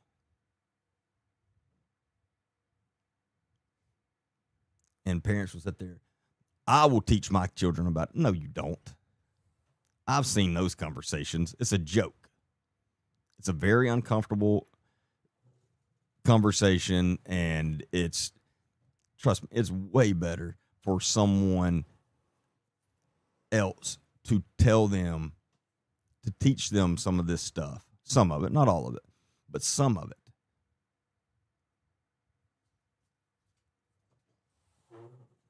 But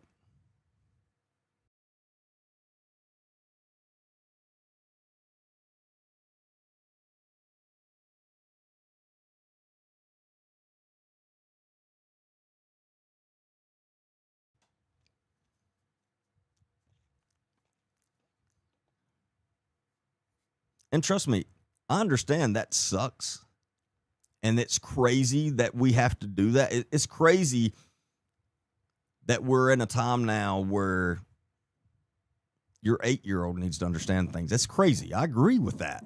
But that's the world we live in. And if you don't teach your 8-year-old about these things, it's going to make your 8-year-old, 9-year-old, 10-year-old a very soft target.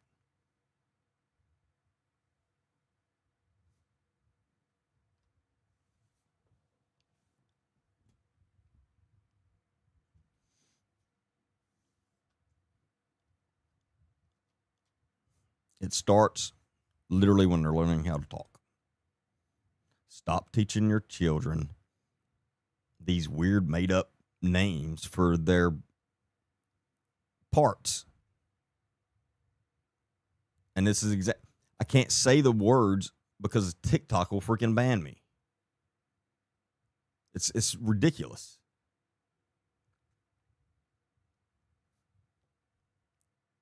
These are the scientific names for these parts. Why have we acted like they're bad words? It's a penis. That's what it's called. It's a vagina. That's what it's called. How? I will never, and I've never understood how those got made to be bad words. You know who loves for those to be bad words? Child predators. 100%.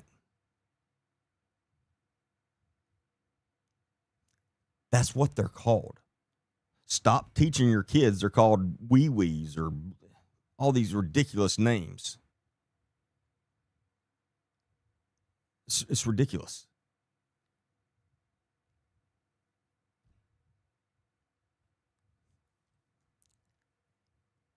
If a child predator is around your 4-year-old,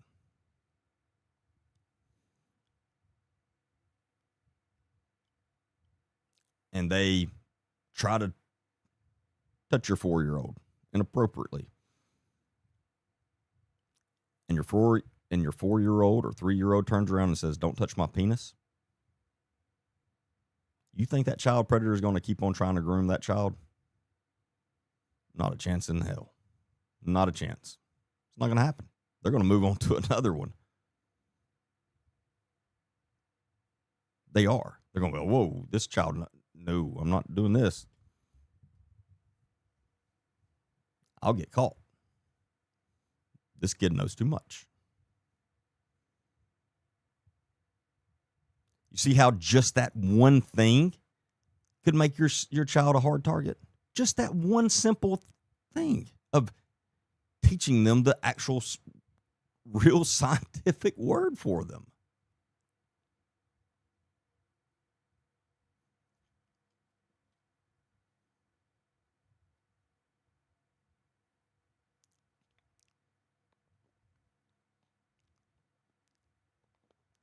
But again, child predators love that your children don't know the real words.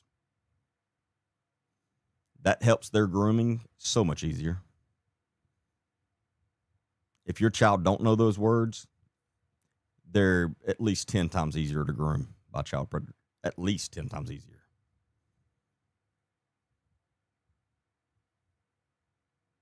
Again, I've never understood why they've got deemed as bad words, and I don't get it.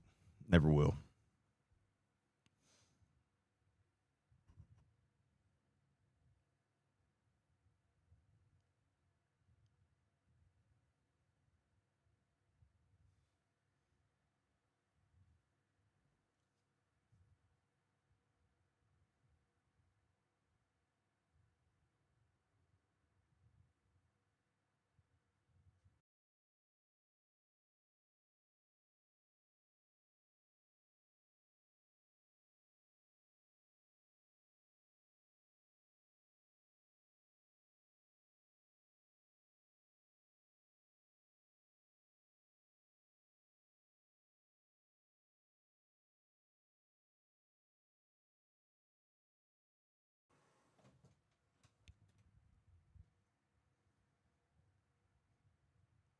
Again, these are, and this is stuff that there's a lot of parents that's just never even thought about it that way. And I get that.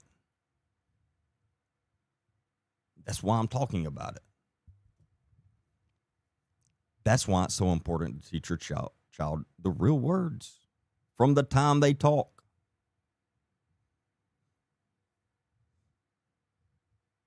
They need to know. If they don't want to touch somebody, they don't have to.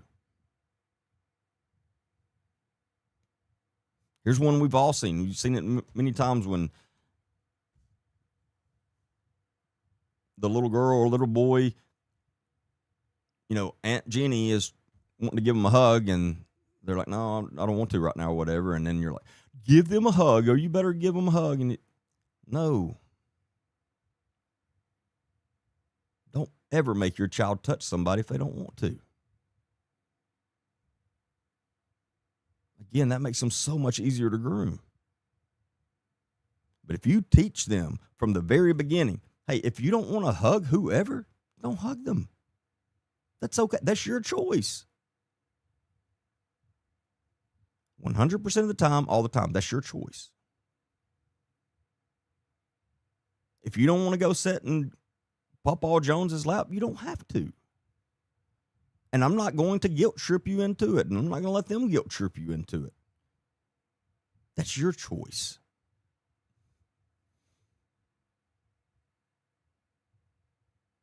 That's another thing that we got to fix. We got to change that culture. If my 2.5-year-old don't want to hug you, she ain't going to hug you. And me nor her mom is going to say, oh, you should hug them. You better. No, absolutely not. She knows. I mean, she is fully aware that she does not have to touch anyone that she doesn't want to, and no one's allowed to touch her if she don't want them to. No one. And she'll tell you straight up too. That's the way you got to be. Yeah, Sienna. Message me tomorrow. But that's the way you got to be. It's very important.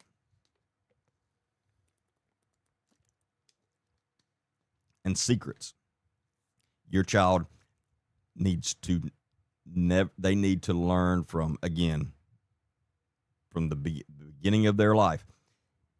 They are never allowed to keep a secret from mom or dad, ever, under no circumstance. Again, that's how child predators groom. And if your kid's used to keeping secrets from mom or dad for whatever reason, they're going to be way easier to groom. And we see it most of the time. It's bad with like grandparents and aunts and uncles. And again, it's simple, very innocent stuff, but you can't have it. You gotta fix it. When they're out with their aunt or uncle or they're at grandma's house and they want an ice cream and they hadn't had dinner, and grandma's being extremely innocent. She's like, I'm going to give you ice cream, but don't tell mom and dad. Don't tell your mom and dad I did this. Yeah, that's completely innocent. Very, very bad for your child to learn that. Very bad.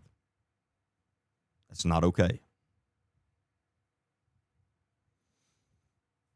That is not okay.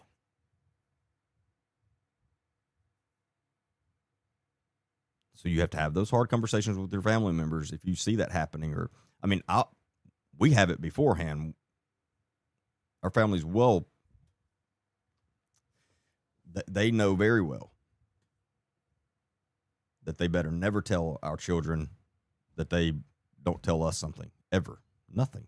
Again, no matter how innocent or small it may seem, no. They are not allowed to keep anything a secret from us. And I'm never going to look at my little girl and say, all right, here, I'll let you have this, but don't tell mom. No, absolutely not. She can always tell her mom everything and anything she ever wants to, and me. And my son's the same way.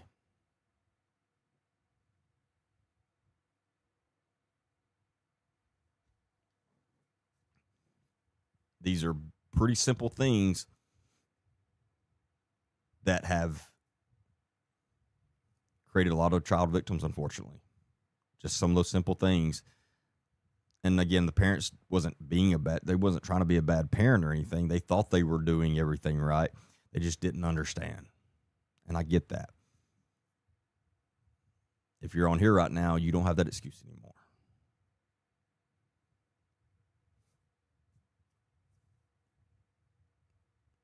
And I mean, the list goes on. That's just a few, but again, all of that plus way more will be in that course when we get it out. And I'm just really excited about it. And I'm still going to, obviously, I go over all of that quite often in the lives because I want everyone to learn this stuff and to understand. And I know a lot of you already do, but there's some that don't.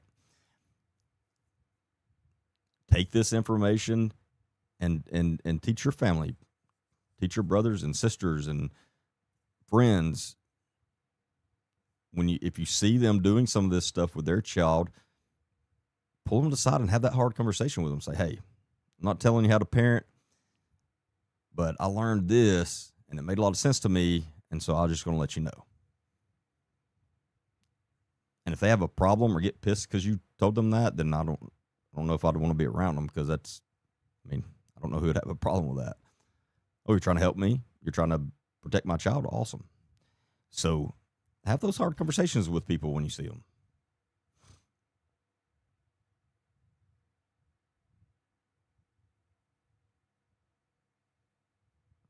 I've always wondered why, as a society, we always say don't talk to strangers, but when we go to Walmart or somewhere or somebody we don't know speaks, we say hi. Well, but I'm not all. I don't know that I'd necessarily agree with don't talk to strangers as kids. I don't know if that's that's not something that we teach my daughter, at least. Like, I don't think it's everything we've ever said. We just say, if you make the choices, but I don't think we've ever said, hey, don't talk to a stranger. I don't know. I've never really thought about much about that, but I do get your point. I've never thought about it like that, but you are right. Because my son, he is very outgoing. He speaks to everybody and always has. He say, hey, and he tells them his name, and he says, what's your name? And he shakes their hand. I think that's a good skill to have. So, he'll carry on a full conversation with anybody. Any of you that's met him will tell you that.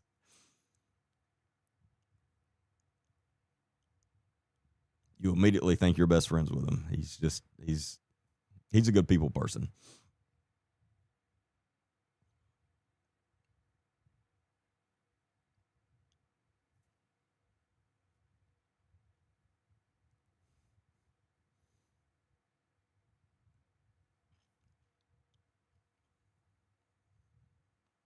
Oh yeah, if you ever hear someone telling, like Sienna just said, if you tell it,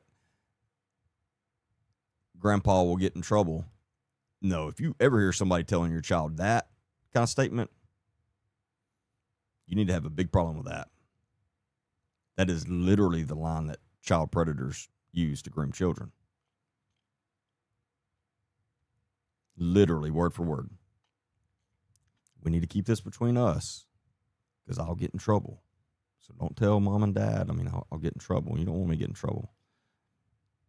They'll tell kids this.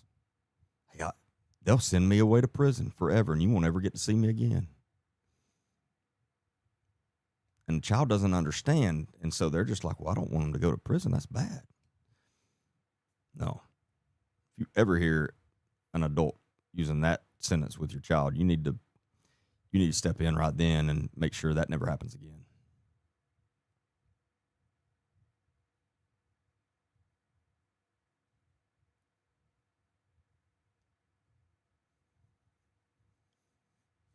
My son had one of his friends that came to visit him, and he asked my granddaughter that was 6 years old, What was she building? Because she was playing with blocks, and she looked at him and told him, "You're a stranger." But see, I don't think that's a bad thing or a good thing. I mean, I don't think it's a bad thing that she said that. Hey, I'd rather my daughter be rude any day. That's just a fact. That's another part of this culture of why we have so many child victims, especially the younger teenagers. And y'all have heard me, the stats, if you don't know this, of in the South, of young teenage girls having things done to them versus the northern states is dramatically different. It happens way more in the South. Why? Because we teach our girls in the South to be polite. We're not teaching my daughter to be polite.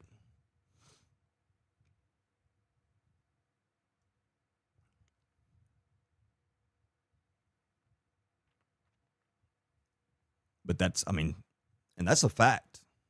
The stats are there. I mean, and when most people hear that, they can't believe it. Like, what? It's crazy. And that's a fact. I mean, that's what it is.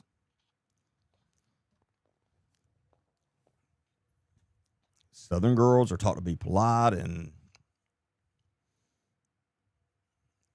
stop worrying about them being polite. Teach them how to take up for themselves. Teach them how to speak up for themselves and how to take care of themselves. That's another thing that, especially in the South, we have a problem with, of not teaching our daughters specifically of being self-reliant. And it goes back to the old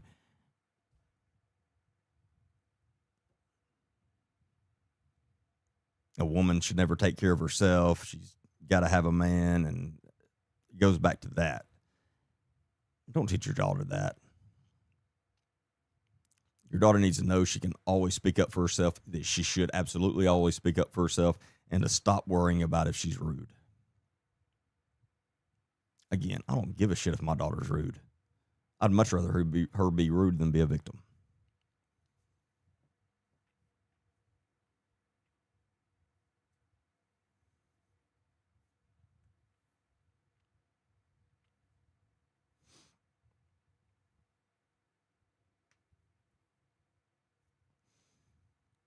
But again, and there's so many of these little things. It's just, we need to have more discussions about it. This is a topic that nobody likes to talk about. I mean, it's not the most fun thing to talk about. I mean, it's not. But it's a necessity. We don't talk about it enough. Sex is not talked about openly enough in the house with children. That's one reason there's so many child victims. There are a lot of kids walking around that don't even know what that word means. That's not good. Let me say that again, people. That's not good. If they don't know what it means, they're not going to know when it happens to them or when somebody's trying to do something to them.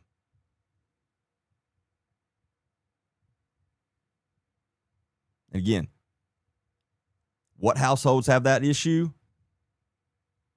Christian families. They think it's a sin to talk about it for whatever reason. I don't know why. Again, I've asked people, show me in the Bible where that's a sin. It's not in there. Trust me.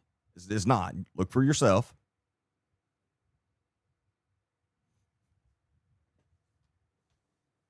Again, not a conversation anybody likes having with their children. I understand that. It's not fun. It's a necessity. If your child don't know what it means, they're not going to know if that happens to them. And you have to be specific. You can't just tell your child, if anybody touches you inappropriately, you come tell me.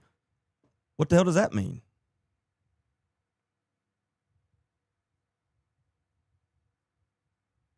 Nobody knows what that means.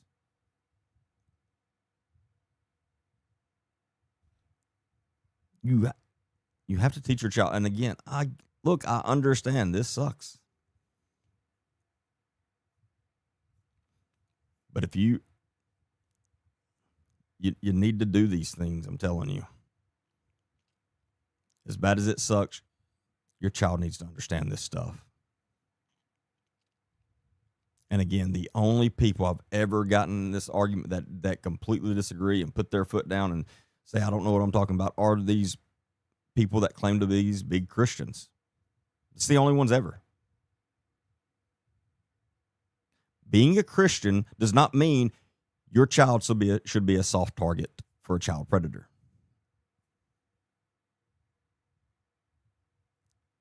No way. That's crazy.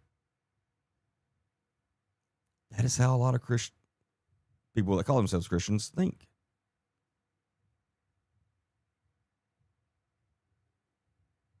It's crazy.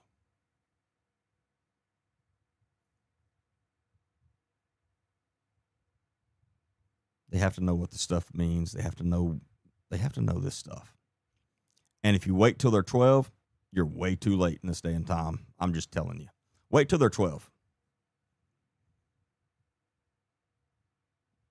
Wait till they're 12, and you're taking one hell of a chance that you're absolutely crazy for taking.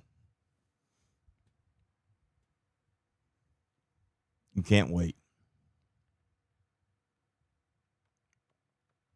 You can't wait. It's not worth it.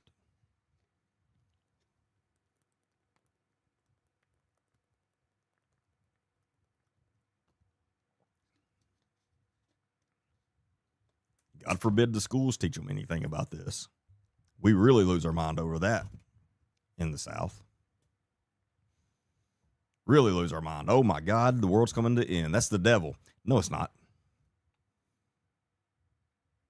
The devil is the reasoning behind that thinking. The devil wants your child to be ignorant in those subjects. The devil wants your child not to understand those things. And you're playing right along with it. Because for some reason in your head, it's a sin to talk about it, for your child to know things. Again, think about how crazy that is.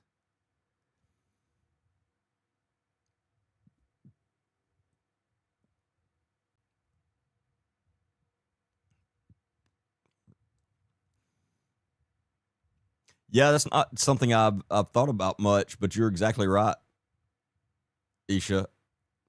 She said we also need to break the cycle of a little boy or girl hits you, they must like you. That's setting them up for abusive relationships. No, you're exactly right, though. That is a good point. Yeah, that's not the way to show. And that's the exact reason that it happens. Because people teach their kids that. And so they think that's how they need to show. You're exactly right. I've never thought about that like that. That's one reason I love doing the live so much, because I always learn as much as anybody on here. It always makes me think of other things and in ways that I wouldn't have thought about it.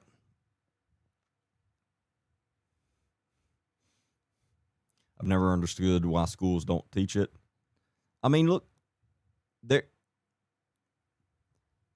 call your Alabama politician and ask them. They're going to act like it's the devil.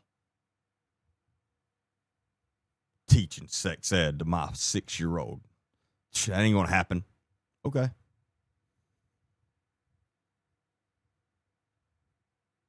You can take that chance if you want. Put your kid in that situation. I'm not.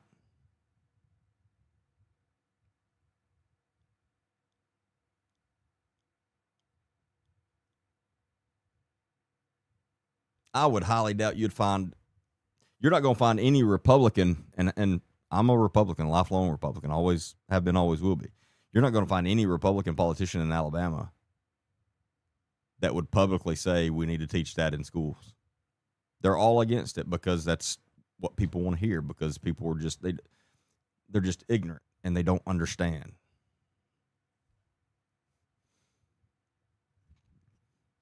Very good point, Lowingo. If you don't teach them at home, their friends will at school.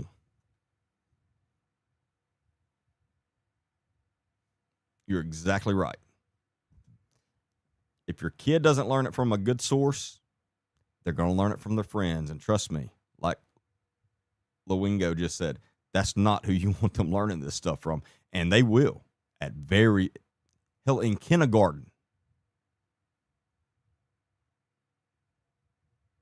They're having these conversations in kindergarten because some of these kids come from very bad homes. And like she just said, if you don't have that conversation with them before then, that's who they're going to learn it from. And that's not the shit you want them to learn.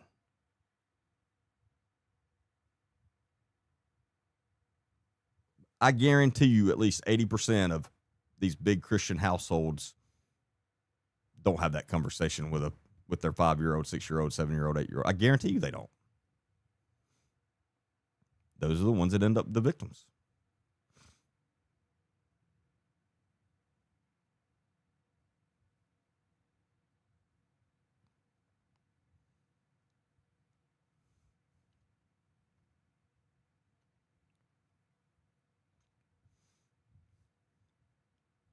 But that's a very good point. You better teach them. And again, like I said, if your child's 10 and you've not had that conversation with them, you're way too late. Because like Lowingo just said, they've already learned. They've learned from their friends at school. You're too late. You're too late. And that's not good.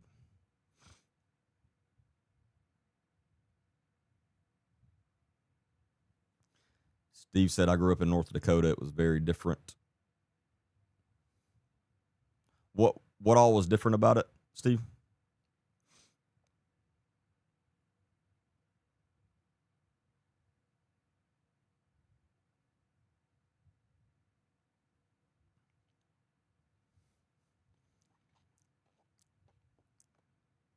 But back to the rude and in the South, teaching your daughters to be polite and so worried about them being polite and not rude. So many teenage girls, high school, college, end up having things done to them that they didn't really want to happen to them just because they're afraid to say no, because they don't want to be rude. That's a fact. And that's exactly why I say, stop worrying about your daughter being rude. Who gives a shit if she's rude?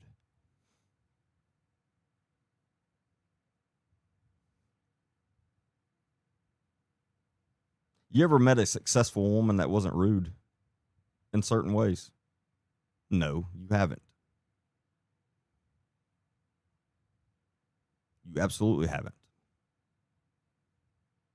You ever met a successful man that wasn't rude in certain ways? No.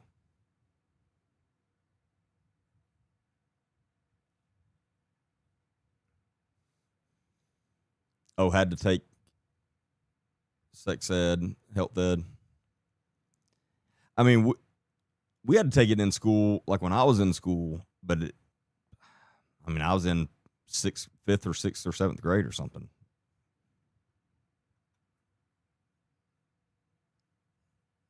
Like I remember everybody in the class knew more than what they were teaching us. I mean, seriously, that's way too late.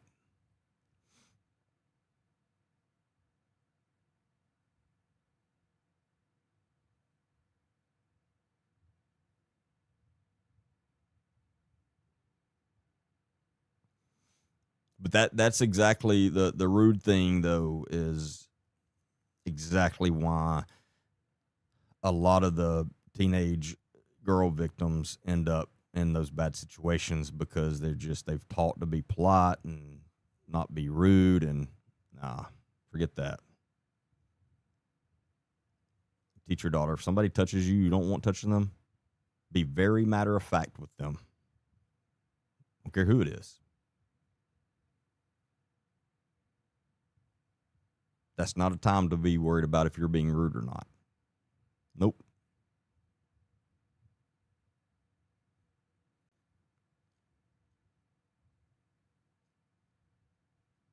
It's not a time to play nice. If they're somewhere they don't want to be, they start feeling uncomfortable, they need to know, I'm going to speak up and I'm going to get out of this uncomfortable situation.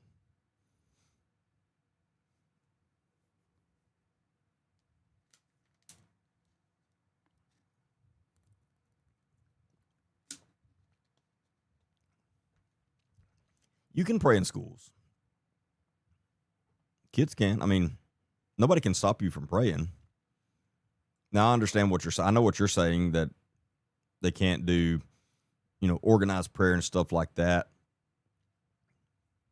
which I agree with, because here's the thing with, I'm a Christian and I'm also a firm believer in our Constitution.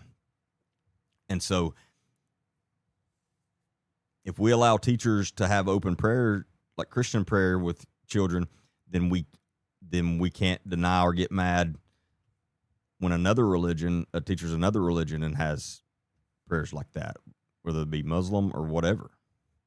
So we got to be careful with that. But if your child wants to pray, I mean, they can pray anytime.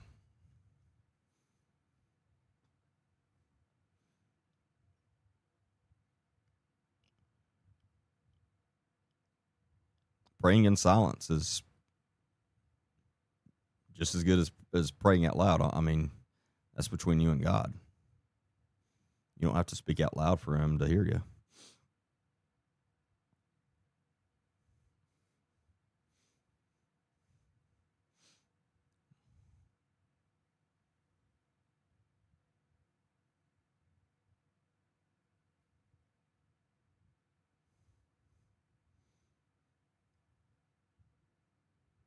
But have the hard conversations with them. Teach your daughter to be a boss. Teach your daughter to be a leader, not a follower. They'll be a lot better off.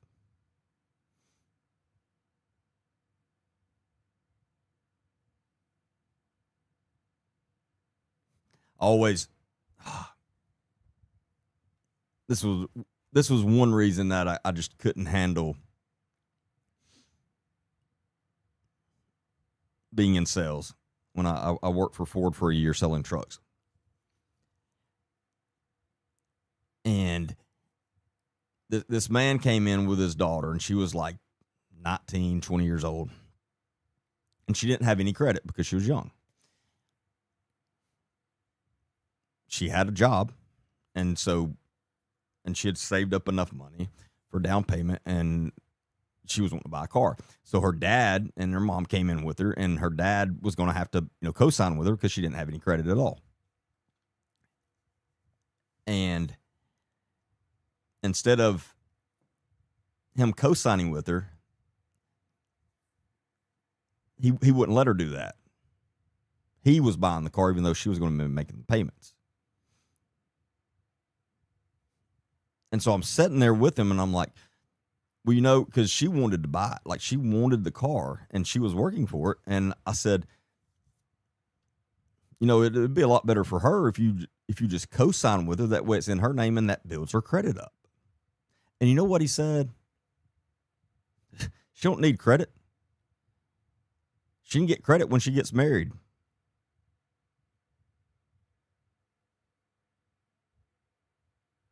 The car's going to be in my name because I'm the one going to be responsible for it. When she gets married, her husband can be responsible for it.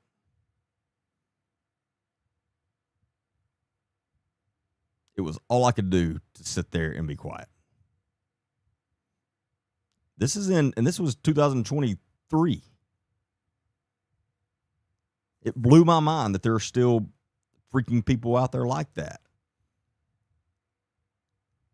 Like, so you're teaching your daughter that she can never be self-reliant, that she has to depend on a man. There's nothing wrong with depending on a man. But you should never teach your daughter they have to. That's what keeps people in one thing that keeps people in abusive relationships and things like that, because they've learned their whole life that they have to have the man.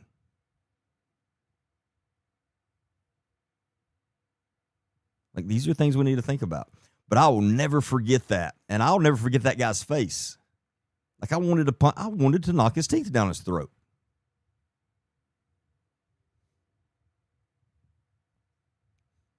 And I felt so bad for that girl. I felt so bad for her.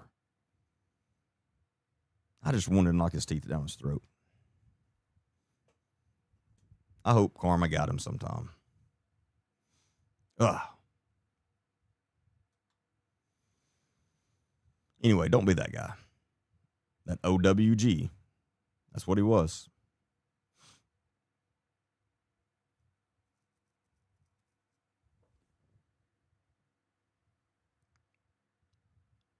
All right. If you're not following, please hit the follow button or subscribe if you're on YouTube. And you can catch my full podcast episodes again on YouTube, Spotify, and Apple Podcast. Make sure you go check those out. And I'll be putting some more new ones out this week, so be looking for those. And again, if you'll go over to YouTube and hit subscribe on my channel, Agent D Baker, then you'll get notified every time I drop a new podcast and video. So make sure you go do that. And we do have an X account now, so if you're over there, make sure you go follow us on X. It's, again, Agent D Baker. Other than that, I just ask you to watch my videos, listen to my podcast all the way through, like them, comment on them, share them, repost them. I really appreciate that, for sure. So, and again, my lives, Mondays and Wednesdays, 8 p.m. Central, and Friday nights, 9 p.m. Central. Sometimes I'll do a Saturday night, just depends. But I'm glad to be back. I enjoyed tonight. I know we had some not the most fun things to talk about, but that's most of the time here, unfortunately. But I think they're very important things to talk about. And I really appreciate each and every one of you for being on. We've had a really good crowd all night across all three platforms. So I really appreciate that. It really means a lot to me. And want to also thank my team, because they make all of this happen. I couldn't do any of this on my own. They are awesome. I hope they know how much I appreciate them. And I think that's about it. But I'll see y'all back, unless something happens, I'll see y'all back Wednesday night, 8 p.m. Central. And again, you can always catch me live at those times on TikTok, Facebook, and YouTube. If you're only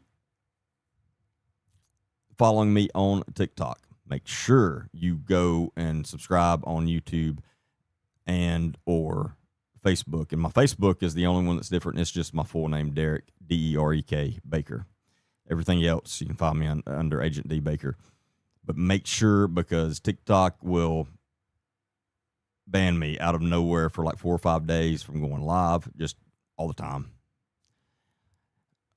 Just happens so random, and so we can't depend on TikTok for lives. So don't do that. So make sure you subscribe on YouTube at least, so you can also catch my lives once the next time TikTok bans me for crazy stuff, like the time they banned me for nudity. I appealed it and they still banned me. Anyway, they're crazy. We've got some new sponsors that I'm about to be doing some new commercials on, so I got to start doing that stuff a lot more. I know some of you are not going to be thrilled with that, but I'm going to have to start doing some ads during my lives and stuff. It's very important, and it's just part of me getting to do this. I'm going to have to do that because it helps pay the bills. But we've got some new cool ones, and again, I'm never going to have a sponsor of something that I don't use myself or I don't really truly like. So that's why I don't have many, because a lot I just don't do, because either I'm not familiar with the product or haven't used it, or I don't like it. So if I'm speaking up for it, then it's literally something I use and I enjoy too. So always understand that. Again, we're working on the website. Can't wait to get that up and going. It's very exciting. We're going to have a lot of cool stuff there along with the courses. And so definitely ready for that. But it's, again, can't give you a real timeline. It's taking some time, but we will get that out eventually. But other than that, I'll see y'all back Wednesday night. And y'all have a good rest of your, Tuesday morning now. Welcome to Truth Recon. I'm Agent D. Baker, former narcotics detective, SWAT team member, and U.S. Navy combat veteran. With years of real-world experience in high-stakes environments, I've seen firsthand the dangers that lurk both in our communities and now increasingly online. Before this show begins, understand this. What you are about to hear may be disturbing to some audiences. This podcast contains explicit language, dark themes, and real conversations that are not suitable for children and may be triggering for some individuals. If you choose to continue